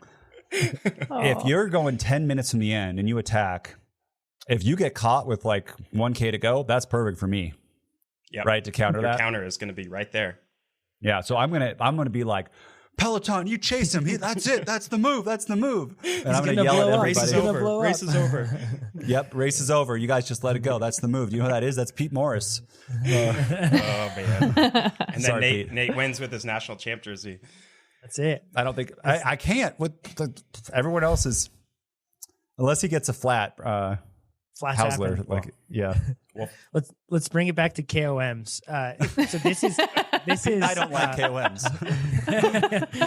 This is an interesting thing because a lot of us are probably going to have like a plan B KOM that's close by, and heaven forbid, but it's likely that events will get canceled if they're early in the season or rescheduled. And if they do, it is fun to have some sort of a plan B. So like one thing that I think of with this though, so if you're really going to go all in on that 2-minute effort, you're going to be like, it's like that paring knife that comes with the knife set that you never use. And you're wondering why you have it and it never comes out of there. You'll make yourself that paring knife in some regards. It doesn't mean that you'll be incapable of doing other things, but if you're really focusing on 2-minute efforts, that's going to be something that's going to be tough when it gets to a race that has something outside of that, right? But that said, I do think that it could be something that's really fun for somebody to focus on, because the majority of KOMs, like climbs in residential areas and stuff, they're usually not that long. Like around us, we have really big KOMs that are like, like an hour and 15 minutes long, that sort of stuff. But most people have KOMs that are within the 30-second to 5-minute range. So yeah, if you do want to focus on this, it could be something cool and relatable. Amber, you have some tips on KOM hunting too. Nate shared one actually earlier with sagging a group and then finishing just ahead of the group. That's a clever one that he had there. But if you don't have a group, you have some great ones to add into. Yeah, in addition to the training side of this, obviously you want to train enough that you have the capacity to execute on the day and nail the KOM, but the execution itself is an important thing to keep in mind as well. So I know you've kind of calculated the average power output that you think you're going to need to maybe to get this KOM, but keep in mind that the average power output is not necessarily something that you want to hit from start to finish. If you want, because your goal for a KOM is to maintain the highest possible speed, and that's really terrain dependent. So there's a lot of things to keep in mind in terms of execution on the day. So you want to be really smart in terms of pacing according to the terrain. So if there's a steeper section, punching that with higher power is going to get your overall speed up. And by punching that with higher power, maybe there's some place that has a slightly flatter gradient where you can ease off the throttle a little bit, recover just a hair, so that when you hit another steep section, you can really give it a little bit of extra gas, and getting an extra 5 to 10 watts on that steep section could make all the difference. So just a few things to keep in mind. The training is absolutely important. It's a prerequisite, but then the real deal is in the execution itself. So you want to pick a day when you've got optimal weather conditions. You've really figured out a pacing strategy. So you're not having to make any decisions on course. Like, is this where I should punch it or should I wait till the next thing? No, you should have all of those decisions made ahead of time. So definitely be reconning it, make a plan so that your execution on the day is really dialed. This is something that you have to put in reps on that KOM segment too, to figure it out. And not just ride it, but also get used to what it's like at that pace. Test things out. Like, don't be afraid to fail with it, but get as many options as you can. Pete and I have joked about this before, that Brandon, our COO here, he's really fast. And there's a climb local to us. And if you've done TrainerRoad workouts, you've probably done Geiger. There's an actual climb called Geiger, and it's really close to us.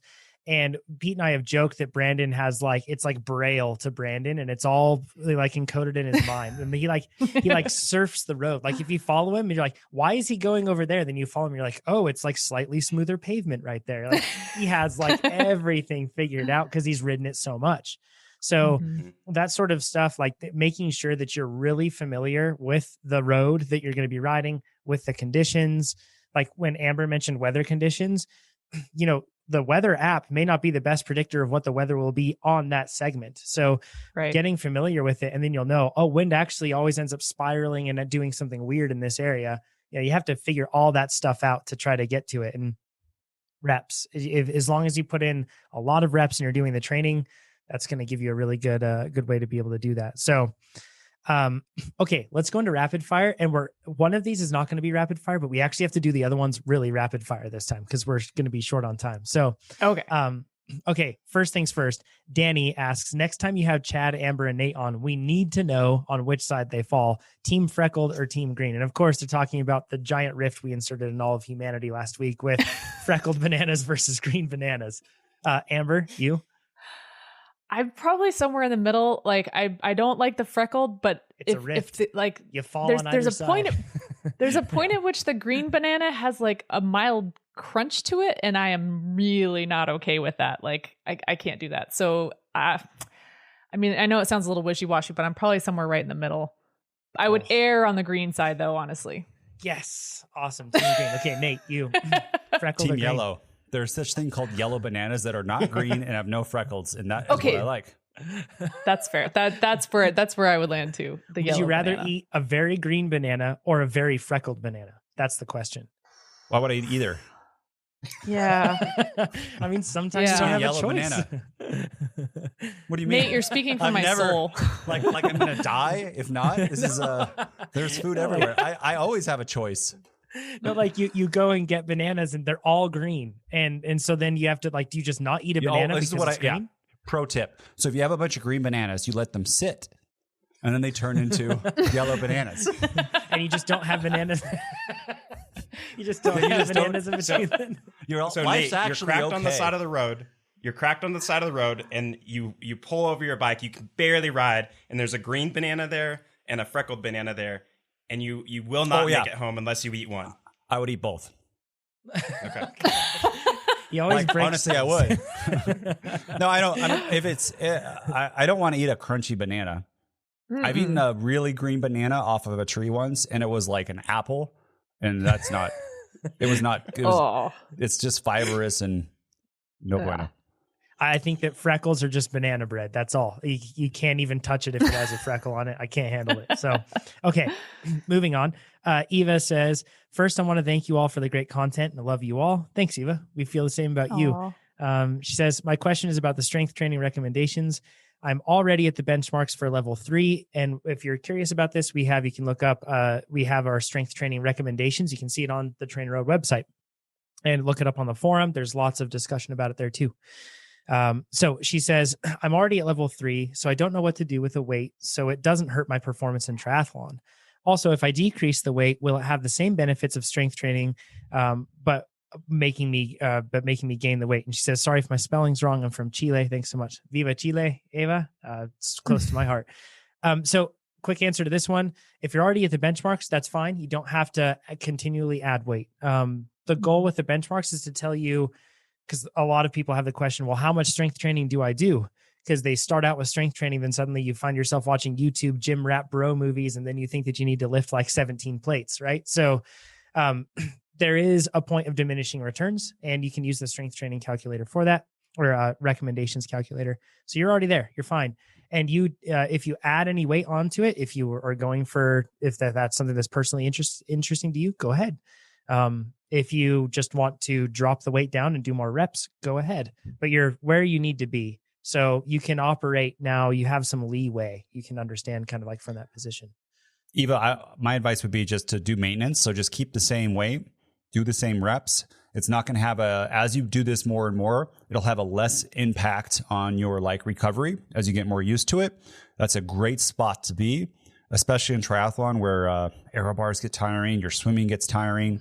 Like it's really good to be durable. I would not try to lose strength and like lose muscle mass.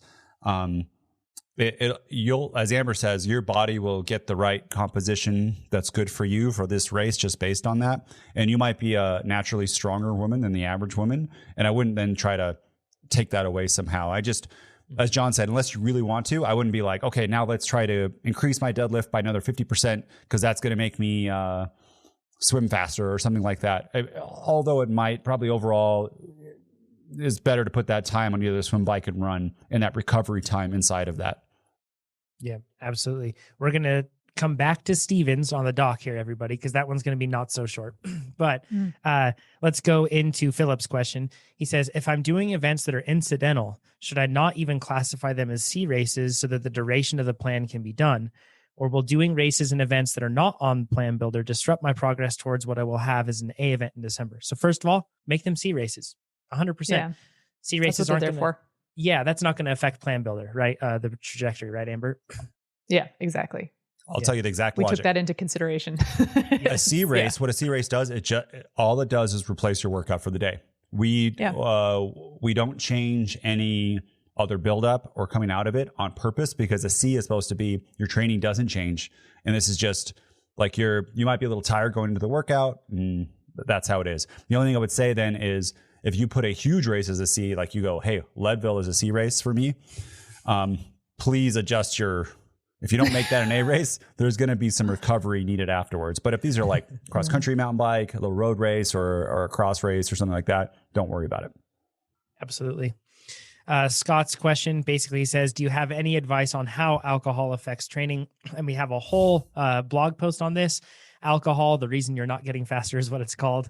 But you can look into that, and there's a whole lot of insight into that. Chad is still hot on the hunt for some sort of study that's going to prove the opposite, I think. But his brain says no, but his heart says yes. This is actually the reason why Chad has lost his hair, is he's been looking for articles on like research on how alcohol can improve performance, but he hasn't found anything yet. But if he does, like, we'll have a special episode on the podcast where we'll come up. It'll just be him talking to the camera like a presidential address. It'll be like on a Sunday morning breaking news sort of a thing. Like it will be totally off schedule. Live on Instagram, Beers with Chad will be back because he'll be like, this is it. This is the... I'm getting faster. New workout. I can say that, and then one thing is that slight alcohol intake seems to not impair performance, right? If I remember correctly, time correctly and dehydration out of it, you can do a little bit and be okay. Yeah, not going to make you faster, but it's also not going to hurt you, right? If it's within moderation. Yeah. Ben says, my question is on extending workouts. I'm on a low volume plan, but on days when I'm feeling good and recovered and have time to extend, I'll add an extra 15 to 30 minutes. And you can do that. It's really cool with the extend cool down feature. You can also extend your warm up. When you start a TrainerRoad workout, you'll see options for both, and you can just click on whatever time you want to add. So Ben says, my question is, what intensity should I be in during these extensions? During sweet spot base, should I be doing more sweet spot and or do more endurance work? And does it shift if I'm in build or the specialty phase? That's a great question. Nate, do you want to share on this one? What you would do? So totally do aerobic. And I would say between how hard it was, I would say like 60, 65, make it pretty easy. And I've also found that as soon as your legs feel a little bit better, it's actually, you've all warmed up, it can feel easy. And that's where you want to be, right? Because you've just done a bunch of intervals. Our plans have plenty of intensity. So if you want to add more stuff, do the easier and even lower than that, right? Lower than that's not gonna hinder yourself. And if you can get more volume in that low Z2 kind of area or less, what you don't want to do is nail it like at a high tempo or something, or do a whole bunch of more intervals, because that just, it burns people out, and that's not the way to get faster. If you at all have your next workout impacted by this, don't do this. So what we recommend is intensity is the primary focus for time crunched athletes. And then in that, you then fill in the rest with lower intensity until you get to the point where you get to like the pros like Amber, where you do the same intensity Amber did, but everything else, she did like 15, 16, 17 hours of easy riding. And that just naturally happens as you do more and more volume. Amber didn't just say, okay, I'm a pro doing 20, 30 hours, so therefore I'm going to do, 10 by 20 minute threshold because I have extra time. Yeah. Like that didn't happen. She may have done 2 by 20 and then did like a 3 or 4 hour ride afterwards of easy. Is that fair to say, Amber? Yeah, very fair to say. Yep.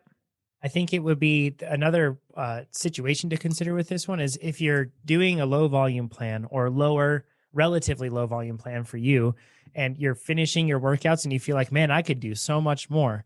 In that case, maybe the best approach isn't to extend, but to consider bumping up in training volume too. Oh yeah. And if you go up to a mid volume plan, suddenly you'll realize like, okay, cooldown's enough. I don't need that anymore. You might realize that this is plenty of volume now. So that's one thing. And the danger, I think, of extending and then upping the intensity back up to what you were working at to do more intervals is it's not intentional or not planned in as the plan had intended. So as a result, your outcome will be different than the intention, or it could be, right? So that's one of the nice things that you can rely upon, is if you can hit your plan with precision, that the intended outcome is likely going to be achieved, right? So when you start to freelance with it and go crazy with it, then you leave more up to chance. So I would say there. Okay, let's go back up to Steven's question. He says, loving all the nutrition talk recently, and it's really helping me out. However, in all this talk of consuming as many carbs as possible, does this apply to shorter 60 to 90 minute workouts as well? Amber, this is the minimum effective dose thing with carbs again, right? Again. Yeah. I think so, and this isn't going to apply to everybody, but I think a lot of folks, and this came up in our pre-podcast discussion, but a lot of folks view the bike specifically as a weight loss tool. So it's very, in that sense, when you're coming at it with that framing, the idea of eating adequate carbohydrate and really fueling on the bike seems counterintuitive, because you're thinking like, this is my time to create calorie deficit. And so why would I want to take in a bunch of calories and let alone carbs when I'm trying to create this deficit for weight loss?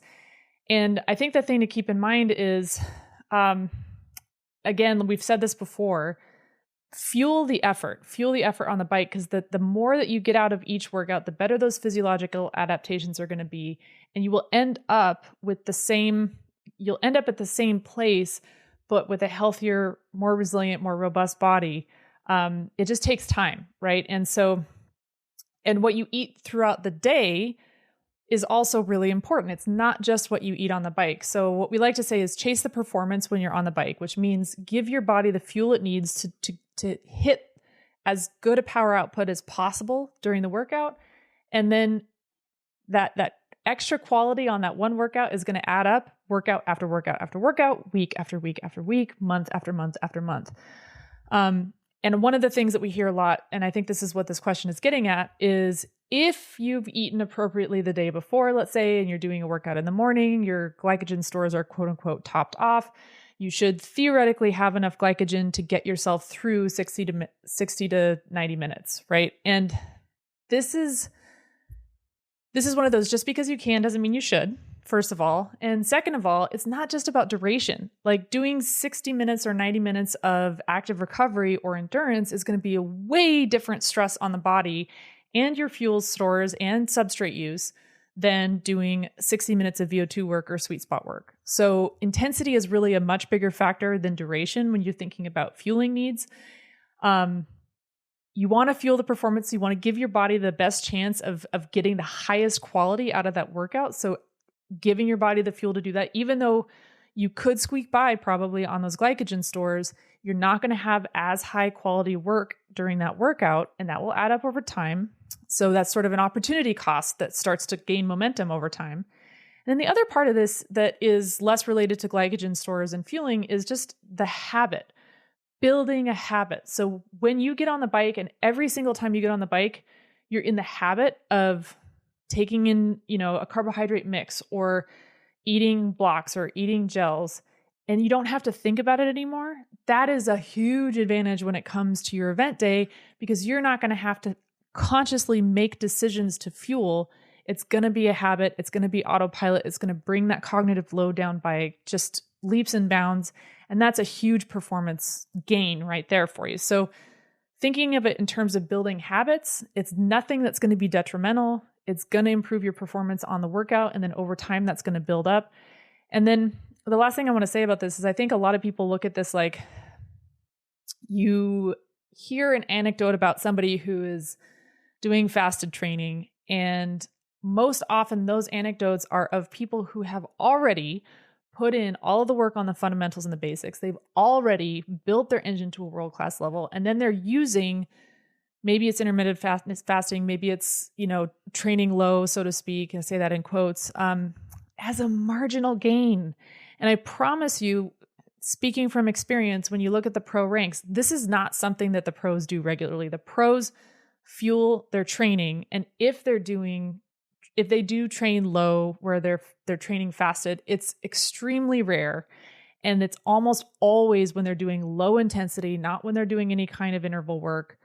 So this is, if you're jumping right to this, thinking that you're going to get gains, you're already jumping to something that's being used as a marginal gain sparingly in a very specific circumstance where you're most likely going to get the most gains out of just fueling the work, so that the bulk of the work that you're doing, even if it's only 60 minutes or 90 minutes, if you're doing interval work, you're going to benefit from carbohydrate intake. You just want to get the most quality out of that, because that's going to be like 90 to 95% of your gains right there. Don't jump into those marginal gains thinking that that should be the foundation of your work. The foundation of your work should be that 90 to 95% fundamentals. Yeah.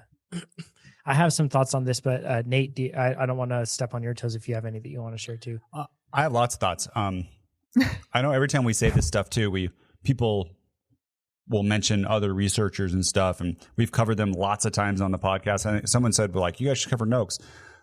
There's probably 80 episodes where we talked about NOACs, like or keto or stuff like that. So you can please listen back, and we're aware of that sort of research, and that was kind of a trend maybe too, like 5 or 6 years ago. It got really popular for a while. I remember one thought that people have is, well, if I take carbohydrate in, therefore it'll teach my body to use carbohydrate, and it will not use fat. Therefore, in my big races, I won't use my fat stores, and then I won't have carbohydrate left for the very intense portions. And I know that's the thought, and that's like based on mechanism. But again, talking to more researchers, they have observed people who take in carbs.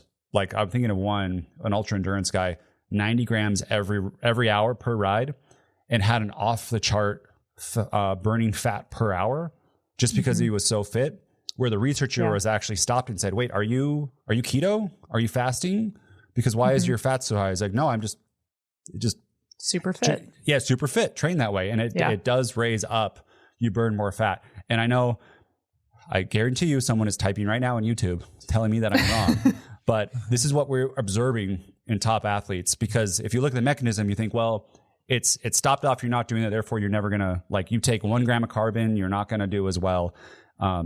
It seems like that's not the case, and you can still burn lots and lots of fat by becoming very, very fit. Yeah. Yeah. The one thought that I had on this too that I want to share is Alex made a great point last episode, and I want to reiterate this. So there's the fear too that if you take in any sort of carbs, that's somehow putting you in a surplus as well. And a lot of it is related to like what Amber said, is because they view like the bike as the time to make the deficit.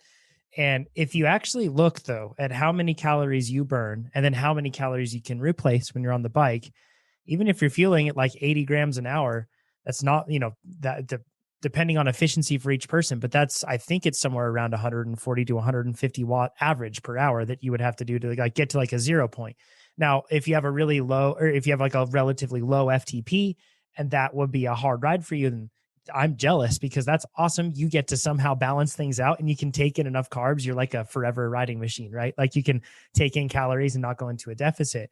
But for most, for most middle-aged athletes that have been training for a long time, which are usually the type of athletes that are asking these sort of questions, like getting into the nitpicking and the marginal gains sort of talk, you probably average more than 140 watts during your rides, more than 150 watts. So your fear of taking in even 60 grams an hour of carbs, like you're still leaving yourself at the end of that workout not having replenished what you actually burned. So Alex made that point, and I just want to nail that home. It's extremely important. Don't forget the fact that when you are on the bike, it's very hard to not come out of it from a deficit. Impossible in many cases. And with this too, I would always rather so if I look at my day and I have before my workout, during my workout, and after workout, I would much rather put all the fueling that I can into the during workout if I had to pick, right? I'd rather put as much into that as possible and take in as many carbs as I can safely with my body as possible. So then that way, when I'm outside of it, I can make healthier choices, and it's a little bit easier. Like that way, I'm not going to be starved and feeling famished, and I'm not just going to raid the fridge afterward and just eat a whole thing of cookie dough. Or before the workout, I'm not just going to bank up this huge thing by just going crazy on pancakes or something. Like you can, when you don't have all that stress because your workout isn't putting yourself in a hole, instead you're trying to finish close to topped off, then you get to make easier choices with nutrition outside of it too. So it just makes everything a lot easier. And I think that the more you fuel the work, the more work you'll be capable of doing. And as you continue to do that, and over time, that will compound, your body will become more efficient. Your body composition will optimize, and you won't have to try to like force the issue here and try to make yourself thin, make yourself strong on the bike, and then constantly working with that balance. It's much easier if instead you just try to fuel the work. A few more things to say. If you're a low carb athlete and you start taking in carbs, especially if you eat it during the day, and you see this all the time, someone goes, man, I eat any carbs, I instantly gain 3, 4, 5 pounds. And if you do the math, like you're like, wow, 5 pounds, that's 5 times 3,500, right? Of how many extra calories you'd have to do to actually gain that in body mass. But what happens is you start to, your body will store glycogen. Like you were low on glycogen, and glycogen with every 2 grams, you get 1 gram of water. You actually were holding less water too. So as you load up on that over time, your body will naturally store more glycogen. Your body composition is actually improving because your muscles are getting heavier as a percentage. And you might gain a little bit of weight, but you're actually going to be faster. And it happens on the opposite side of keto, where people start keto in the first week or 2 weeks, they lose like 5 pounds. And you're like, wait, if you do the math of how much they burn, like that's really hard to do. And someone says, well, keto's like, magical. That's how that happens. But you actually just run your glycogen stores really low. You lose the glycogen and water. So make sure you think of that. And 2, for me, like if I'm just talking this, I want to try 120 and see how my gut does. Because if I can do 120 at Cape Epic, I just did a little bit of math. Like I could have an extra 5,000 calories on the bike during 8 days. And I think that would be a huge, because we're going to be definitely depleted, right, at the end of Cape Epic. If I could have 5,000 extra calories while riding, that would be amazing. But if you do the math with calories, and let's say you eat an extra, I don't know, 400, 200 calories. It's not really that much if you're kind of up it. What you can do is just remove that from a snack or a late night dinner. And that's not hard to do. 200 calories is like a pat of butter, right? Like you just do a little bit less. But the one thing I would say too is communicate with your spouse if you're doing this. With my wife, she can kind of get upset if I don't eat a big dinner. And she's like, well, you don't like it? I'm like, I just had 2,000 calories in the last like 2 hours with my recovery drink. I'm super full. And it's hard for me to then eat a huge meal. Rather, if I didn't have recovery shake and I didn't do it, I would like just eat everything that was put in front of me. So if there's a little bit of communication and you can just remove it from another spot, probably, I personally think a little bit from a dinner, if you're training in the evening, and you do a recovery shake, removing those calories from the dinner is better than the breakfast or the 3-hour pre-meal, removing it from. Because I like to kind of load up, do it during the ride, get the recovery drink, then have a sensible dinner where you kind of take a little bit of that stuff away. You can have the same calories during the day, but really be like super strong on the bike. Best way to do it. Yeah. Okay. Amber, do you have something else to add? I just wanted to chime in one quick thing there. All of this is, I think it's really easy to misunderstand when you read, a study here or there. A lot of what is in the mainstream media is referring to people who are living sedentary lifestyles. And if you're listening to this podcast and you're somebody who rides regularly, that is not you. So really take that stuff with a grain of salt and try to take it in through the lens of, does this really apply to me? Am I one of those people that's living a sedentary lifestyle? If you're training on a bike 5, 10, 12 hours a week, like that's not sedentary. And also what we're saying is applying to individuals who do not have metabolic disease, right? So this is in the absence of metabolic disease, applying to people who are active, who aren't living a sedentary lifestyle. And I want to follow up with one last thing, because I do think that this is a major point of confusion, because a lot of the conversation around keto, low carb, high fat diets centers on substrate use. And so whether you're burning fat or carbohydrate, and in almost all cases, you're burning a little bit of both. And the relative ratios of what you're burning is going to depend a lot on your training history and your training status. So like this individual that Nate was referring to, this person was extremely highly trained, so very, very, very fit. So they were taking in huge amounts of carbohydrate during training and still seeing off the charts fat oxidation, meaning they're burning a ton of fat, more than usual. But the reason for that is because they're really, really fit. So if you're fueling the work and becoming fitter, that is naturally going to happen. The other thing that I think is a misconception is this idea that if you're burning more fat than carbohydrate, that somehow you're not going to bonk. And this is problematic for a couple reasons. And again, this is one of those things where if you look at it from a mechanistic point of view and you say, oh, if I'm burning fat, then I'm sparing glycogen. Therefore, like I will be fresher at the finish of the race.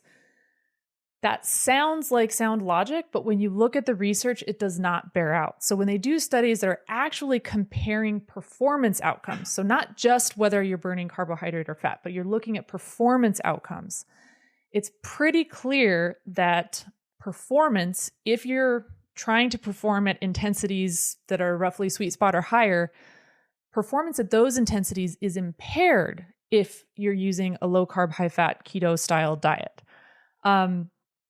And one possible reason for that, so again, we don't know mechanism. Mechanism is a little bit of a black box, but one proposed reason for that, and there is some research that supports this. It hasn't been, definitively, proven, but it makes sense, is that even though you can make more ATP from 1 unit of carbohydrate, you can make more ATP from 1 unit of fat than you can from 1 unit of carbohydrate, the oxygen cost of burning fat is significantly higher than the oxygen cost of burning carbohydrate. And we know this has long been shown in the research that oxygen availability and delivery is one of the primary limiters of performance when you're working out or training or performing at intensity. And if you're doing interval work on the trainer, you are at intensity, which means that oxygen delivery and availability is a huge limiter. So when you're trying to favor fat oxidation over carbohydrate oxidation through diet manipulation, you might be increasing the oxygen cost of all of the work that you're doing. That's not necessarily a bad thing, right? It's just that when we are talking on this podcast, our goal is to help you get faster. So our goal is to say, what are the things that are going to help you improve your power output? And the research is showing that low carb, high fat, ketogenic diets do actually impair performance at those higher intensities. That's all. That's where we're coming from on this. That's all we're trying to say. But to your point, 60 to 90 minutes, if it's super easy, do you technically need it? No, but there's a lot of benefit that can come from going ahead and fueling those workouts anyway, and not really any downside. Question: who wants to go through the comments and answer everyone who's going to yell at us? Thank you, Ivy. You got this one? Yeah. Thank you, Ivy. Oh man. Yeah, thanks, Ivy. Yeah. Okay, Gino. So we're going to cover these last two here. They'll be fairly quick. But Gino says, basically, he's saying, my question, I know that consistency is key and have come to the conclusion that the only way I can achieve consistency due to work and personal commitments is to train in the morning. However, and he says this, I have never been a morning person and I'm normally a night owl. Should I retake my ramp test in the morning so that my training is adjusted to that? Is there anything I should be doing to help it stick besides the obvious thing of trying to go to bed earlier? Am I fighting an innate tendency that will ultimately cause me to fail? So first things first with this, I would recommend that you go back and you search for Ask a Cycling Coach podcast sleep, and you'll see things where we talk about how to get more like higher quality sleep. We've talked about that quite a lot on various different episodes. Even recently, Nate was talking about how the Euler pad has been something that's helped him get better sleep. We've talked about light and its effect on you, proximity of meals, hydration status, caffeine intake. We've talked about a ton of things and how they affect. In most cases, logic is going to point you in the right direction. Sleep in a cool room, sleep in a dark place, sleep in a silent place, do everything you can to make that happen. Try to space out a meal so that you're not going to bed hungry, but at the same time, you're not eating a bunch of food right before then. That's going to be tough on your body to try to sleep, and try to cut down caffeine intake. So all that stuff is there. But I want to focus on this. I've never been a morning person and I'm normally a night owl. And I know that we can all have tendencies with that, but I know many people that train very early in the mornings, and it's not as if that's something that was always the case for them. Like they weren't just naturally like waking up at 6 a.m. and they're like, I just really want to be at sweet spot right now. That was not the case. They work their way into it, and it still requires discipline, and it still requires hard work and sacrifice. Like it's tough. However, I think the biggest thing that I see in myself, and I've also heard this from other people, is that when I start, because I've gone through periods of time where I've trained early in the morning and then where I haven't, and I've gone back and done it, and I might actually have to start doing it again in the future. But when you do it, the temptation is to think that you can just like go to sleep and then roll out of bed and get right on the bike. And that's just what you need to do. And that never has worked for me. I have to get up early. I have to give myself time to prepare and to get that done. Pete, I don't know if you've ever done morning workouts like this or if you have any insight to share in this case, but for me, it just takes discipline and hard work. And when you continually do it, it starts to become habit, but it's not easy. I don't know if you have anything else to add. Yeah, one of the funny things is here at TrainerRoad, Brandon's office used to be next door to mine, and Brandon is a chronic 5:30 a.m. trainer. He still trains at home that way. But having someone who I knew was here riding their bike at 5:30 in the morning made it so much easier for me to come do that, even though I wouldn't quantify myself as a morning person. I'm okay at getting up early, but actually doing real intensity in the morning is hard for me. But yeah, just like you said, as soon as I started doing it, it got easier. And then there was someone else here doing it. So that I sort of had a compatriot that was also suffering. And man, as soon as you do it for a month or 2 months or 3 months, it was so much easier. And I have gone back to afternoon training because for me, that seems to get more out of my workouts. But I was definitely getting more consistent training in the morning before work. And for a lot of people, that's just the way it has to be. And don't sell yourself short on the consistency portion of it. If you're getting consistent training and it has to be at 5:30 in the morning, you're going to be so much fitter overall than kind of speckling workouts here and there. Oh, maybe I'll do it this morning. Maybe I'll do it this afternoon. I'm not sure. That's when you really are, just like you said, you're going to set yourself up to fail because you don't know whether you're going to do it now or later. And it's having the routine dialed makes the biggest difference to me for sure. We've also talked about eating. A lot of people say like, well, what do I do when I wake up early? How do I get the nutrition in? Remember what we just talked about. You can eat on the bike. Yeah. Everybody has this question like, well, what do I eat before? It's like, well, you can eat while you're on the bike and that will help. So we've talked about like quick toast and with some honey or something like that, but take that in if you want. But then also when you get on the bike, if you just already know that you eat, problem solved. Makes it a lot easier. Amber, what tips do you have for this? I was going to say remove barriers. I mean, so this is, you don't have to be a morning person to develop a new habit, right? And it doesn't matter what the habit is. Building a new habit is going to be difficult. So just think of it like that. It's not something where you're setting yourself up for failure. You're just building a new habit and that's it. And I say that's it, except that we know that that's a long and arduous process, but worth it, right? So just keep in mind, like when you get started on this, just accept that it's going to take time, accept that you're going to need to be patient, accept that you're not going to get it right all the time, but don't let that derail you. Just keep your eye on the prize, keep focused on that long-term goal, and think of the goal as I'm just going to build this habit where I'm going to get up and within X amount of time of getting up, I'm going to throw my leg over the bike. And you can help that along by removing barriers. So getting everything set up the night before, so that you can make that transition from bed to bike as quickly as possible. And just remember, it doesn't have to be perfect to be effective. Like you don't have to get it right every time in order to effectively build a strong new habit. And then once it does become habit, it will feel a lot easier. It's just the process of building that new habit can be difficult. But that's okay. Just anticipate it, get stuck into it, and a couple months go by, it'll start feeling really natural to you. Awesome. I want to challenge Gino.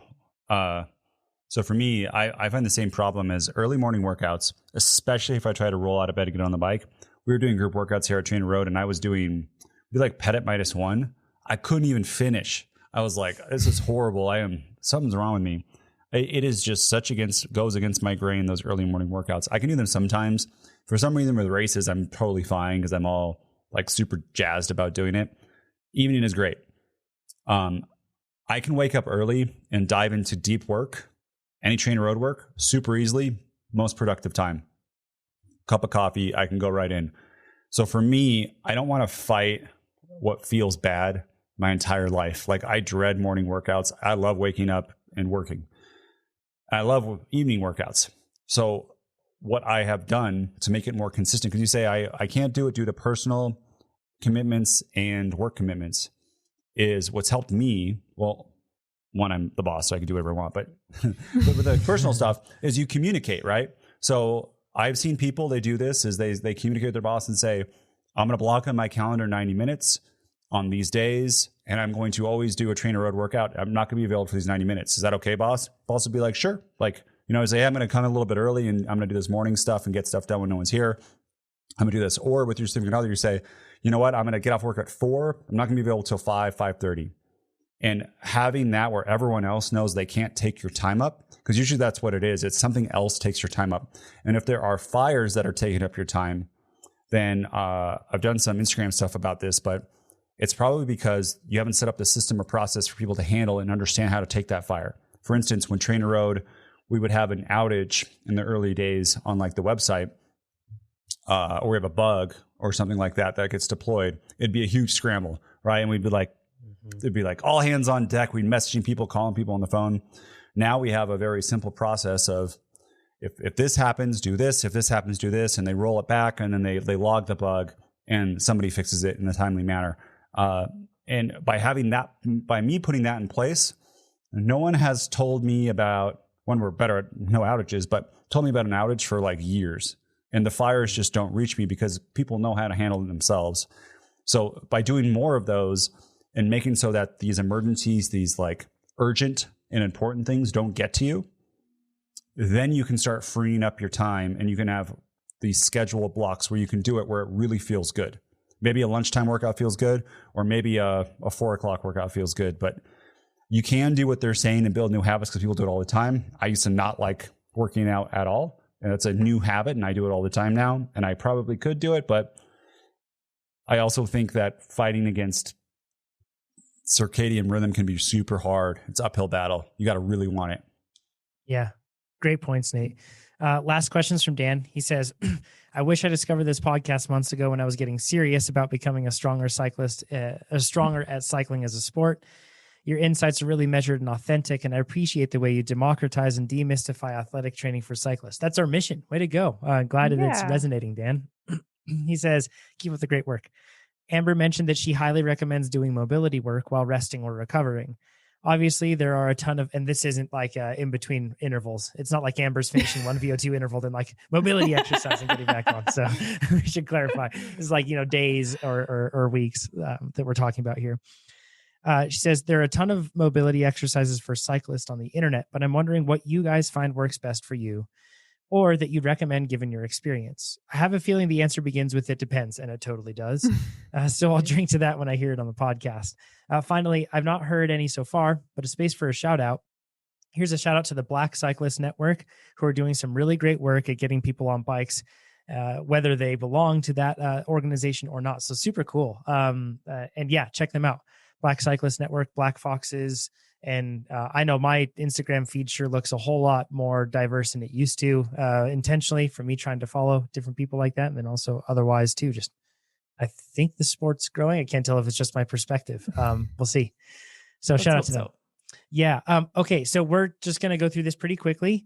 And what we'll do is in post here, we'll be adding up visuals, because every time we talk about mobility exercises, I don't know if anybody remembers the episode where Nate was trying to show how he flosses his IT band on the camera. And I had to move for him to do that. This time we're going to add these in post so you can see them. So here are the things that I do. And you can go to, there's a forum thread called How to Fix Knee Injuries for Cyclists. And if you just look up knee pain or anything else on the forum, you'll find this. And I'm going to describe the ones, and then we'll show them what they are. So first thing I have to work on very regularly is ankle dorsiflexion. So basically I have this problem where my tibia drifts, and it drifts out of position on my ankle, and it stops my ankle, like my toes, from being able to come up to my shin.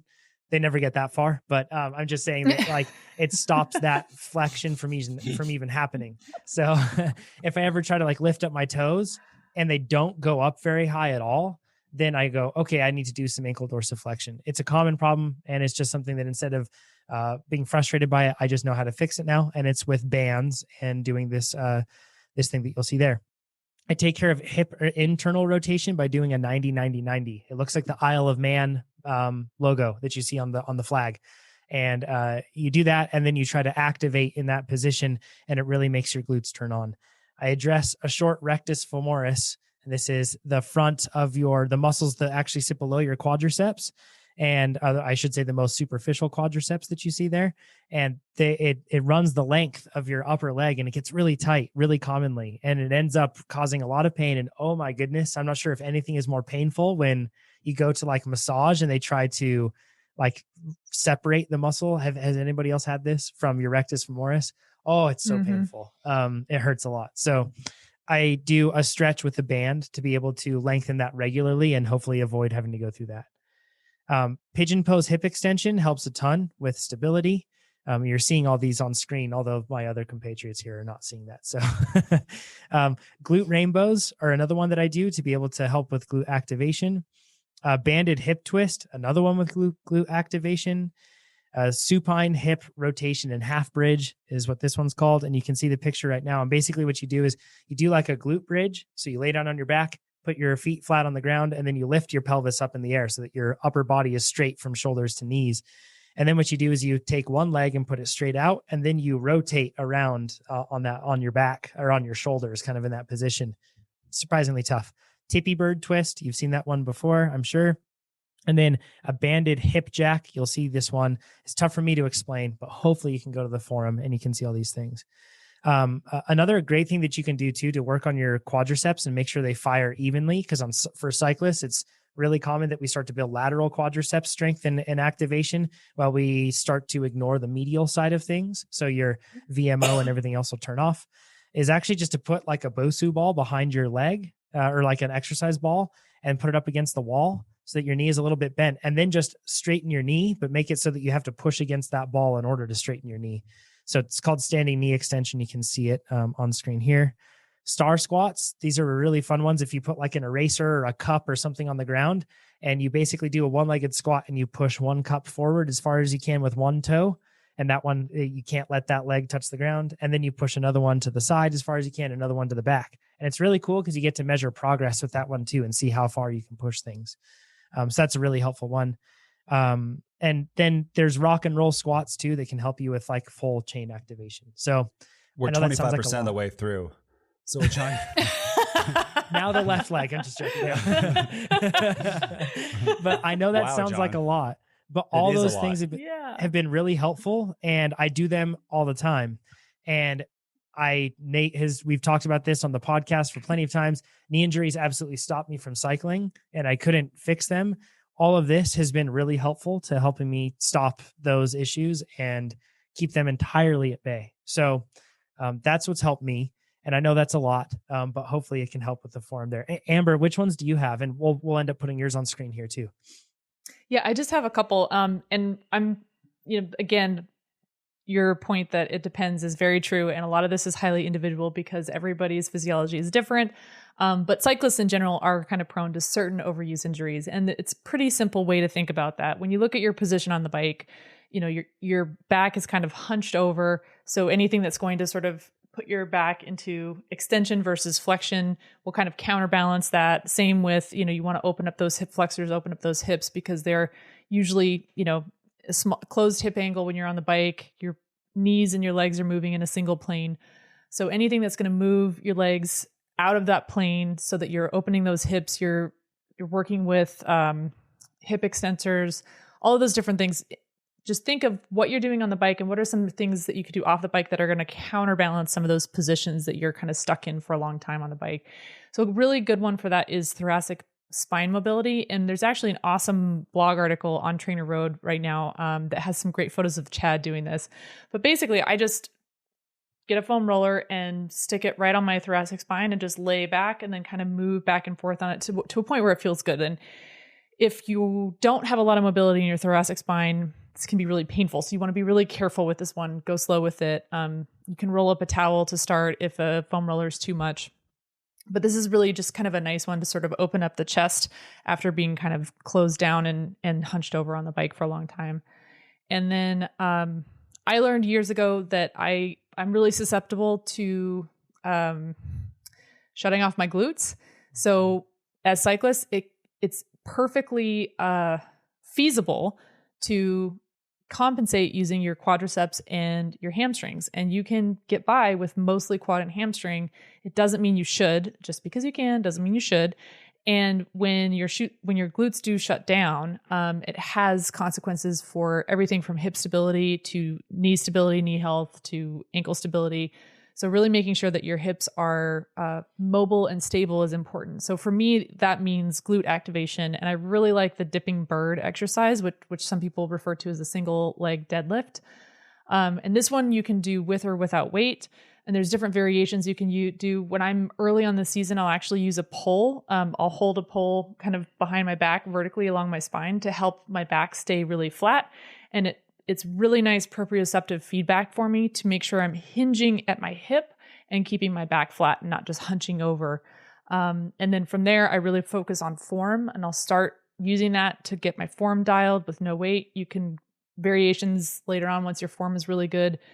You can use weight. You can stand on an unstable surface like a MOBA board or a Bosu ball. And then you can also do some right-left rotation with this. So this is a really nice one because you can start really slow, nail the form, and then you can make it increasingly more challenging. And what I love about this is you don't need any equipment. So even if I'm at a race and I have no equipment, I can do this with no equipment. And it's a great way to just wake up the glutes, to just reset that proprioceptive feedback, and get everything online and ready to go. So those would be my two. Awesome. Pete or Nate, forgive me. What do you have anything to add to this one? Nope. Let's get into Pete then. All right, I'll try to be quick. So for me, mobility is something that's a limiter for you. And so everybody can kind of think about something that limits them. And then that's kind of where the focus should be. So for me, my neck and shoulders have always given me more problems than just about anything else. The trick I learned, it was actually, both of these are from Kelly Starrett. He taught a mobility course at UNR like 10 or 11 years ago that I went to, and it was kind of life-changing. You just didn't know what you didn't know. And then all of a sudden you're like, I can fix myself. So that was really cool. With this one, you hug a plate, anything from a 10-pound, you want a full-size plate, so 10, 25, 45, and then you take the biggest, deepest breath you can and have your fingers wrapped around the plate, and then you foam roll with that everything kind of open. And it's just such a different experience. You bear hug like a weight plate, right? Correct. And so have to take pictures vertical. of you doing this and then put it on. Yeah, we're gonna have to put this in the gym after this. Mm-hmm. But it's a much different foam rolling experience, and for me, that's enough kind of activation and weight to get my back to kind of be more malleable on a foam roller. The second one is the couch stretch, where another Kelly Starrett. It does a lot of the things that John mentioned in his kind of in one go, which means it's more painful, but it takes less time. So I'm all about that. And it's one where if you just hang out, it's activation again, but hanging out in this position is going to change you as a cyclist. And these are the two that seem to best bang for the buck for me personally. But again, just like we talked about with the weight training earlier, mobility is a lot of work initially, and then once you get to the maintenance phase, your life is much easier. So if you can kind of get yourself out of the hole, once you're there, it takes much less maintenance mobility work than it did to get you there, but you do have to kind of stack the odds in your favor at the beginning. So remember, it's going to be a rough couple months, but then after that, it's not bad at all. It's just touching up. So it's worth those 3 months of pain to get back into the swing of things. And check out the episode that we did with Kelly Starrett. Just search his name and the podcast. We recorded an episode with him live from Strava HQ. So, and he's a great follow on Instagram, by the way, The Ready State. Check that out. And you can get tons of mobility tips from him. So even more adding on to what we have. Well, thanks everybody for tuning in, and thanks hosts for this was a long one, but I appreciate everything that we were able to cover this time. It's awesome. So if you're listening to this podcast now and you want to submit a question for next week, do so at trainerroad.com/podcast. Check out trainerroad.com for the strength training calculator, like we mentioned, plan builder, like we mentioned.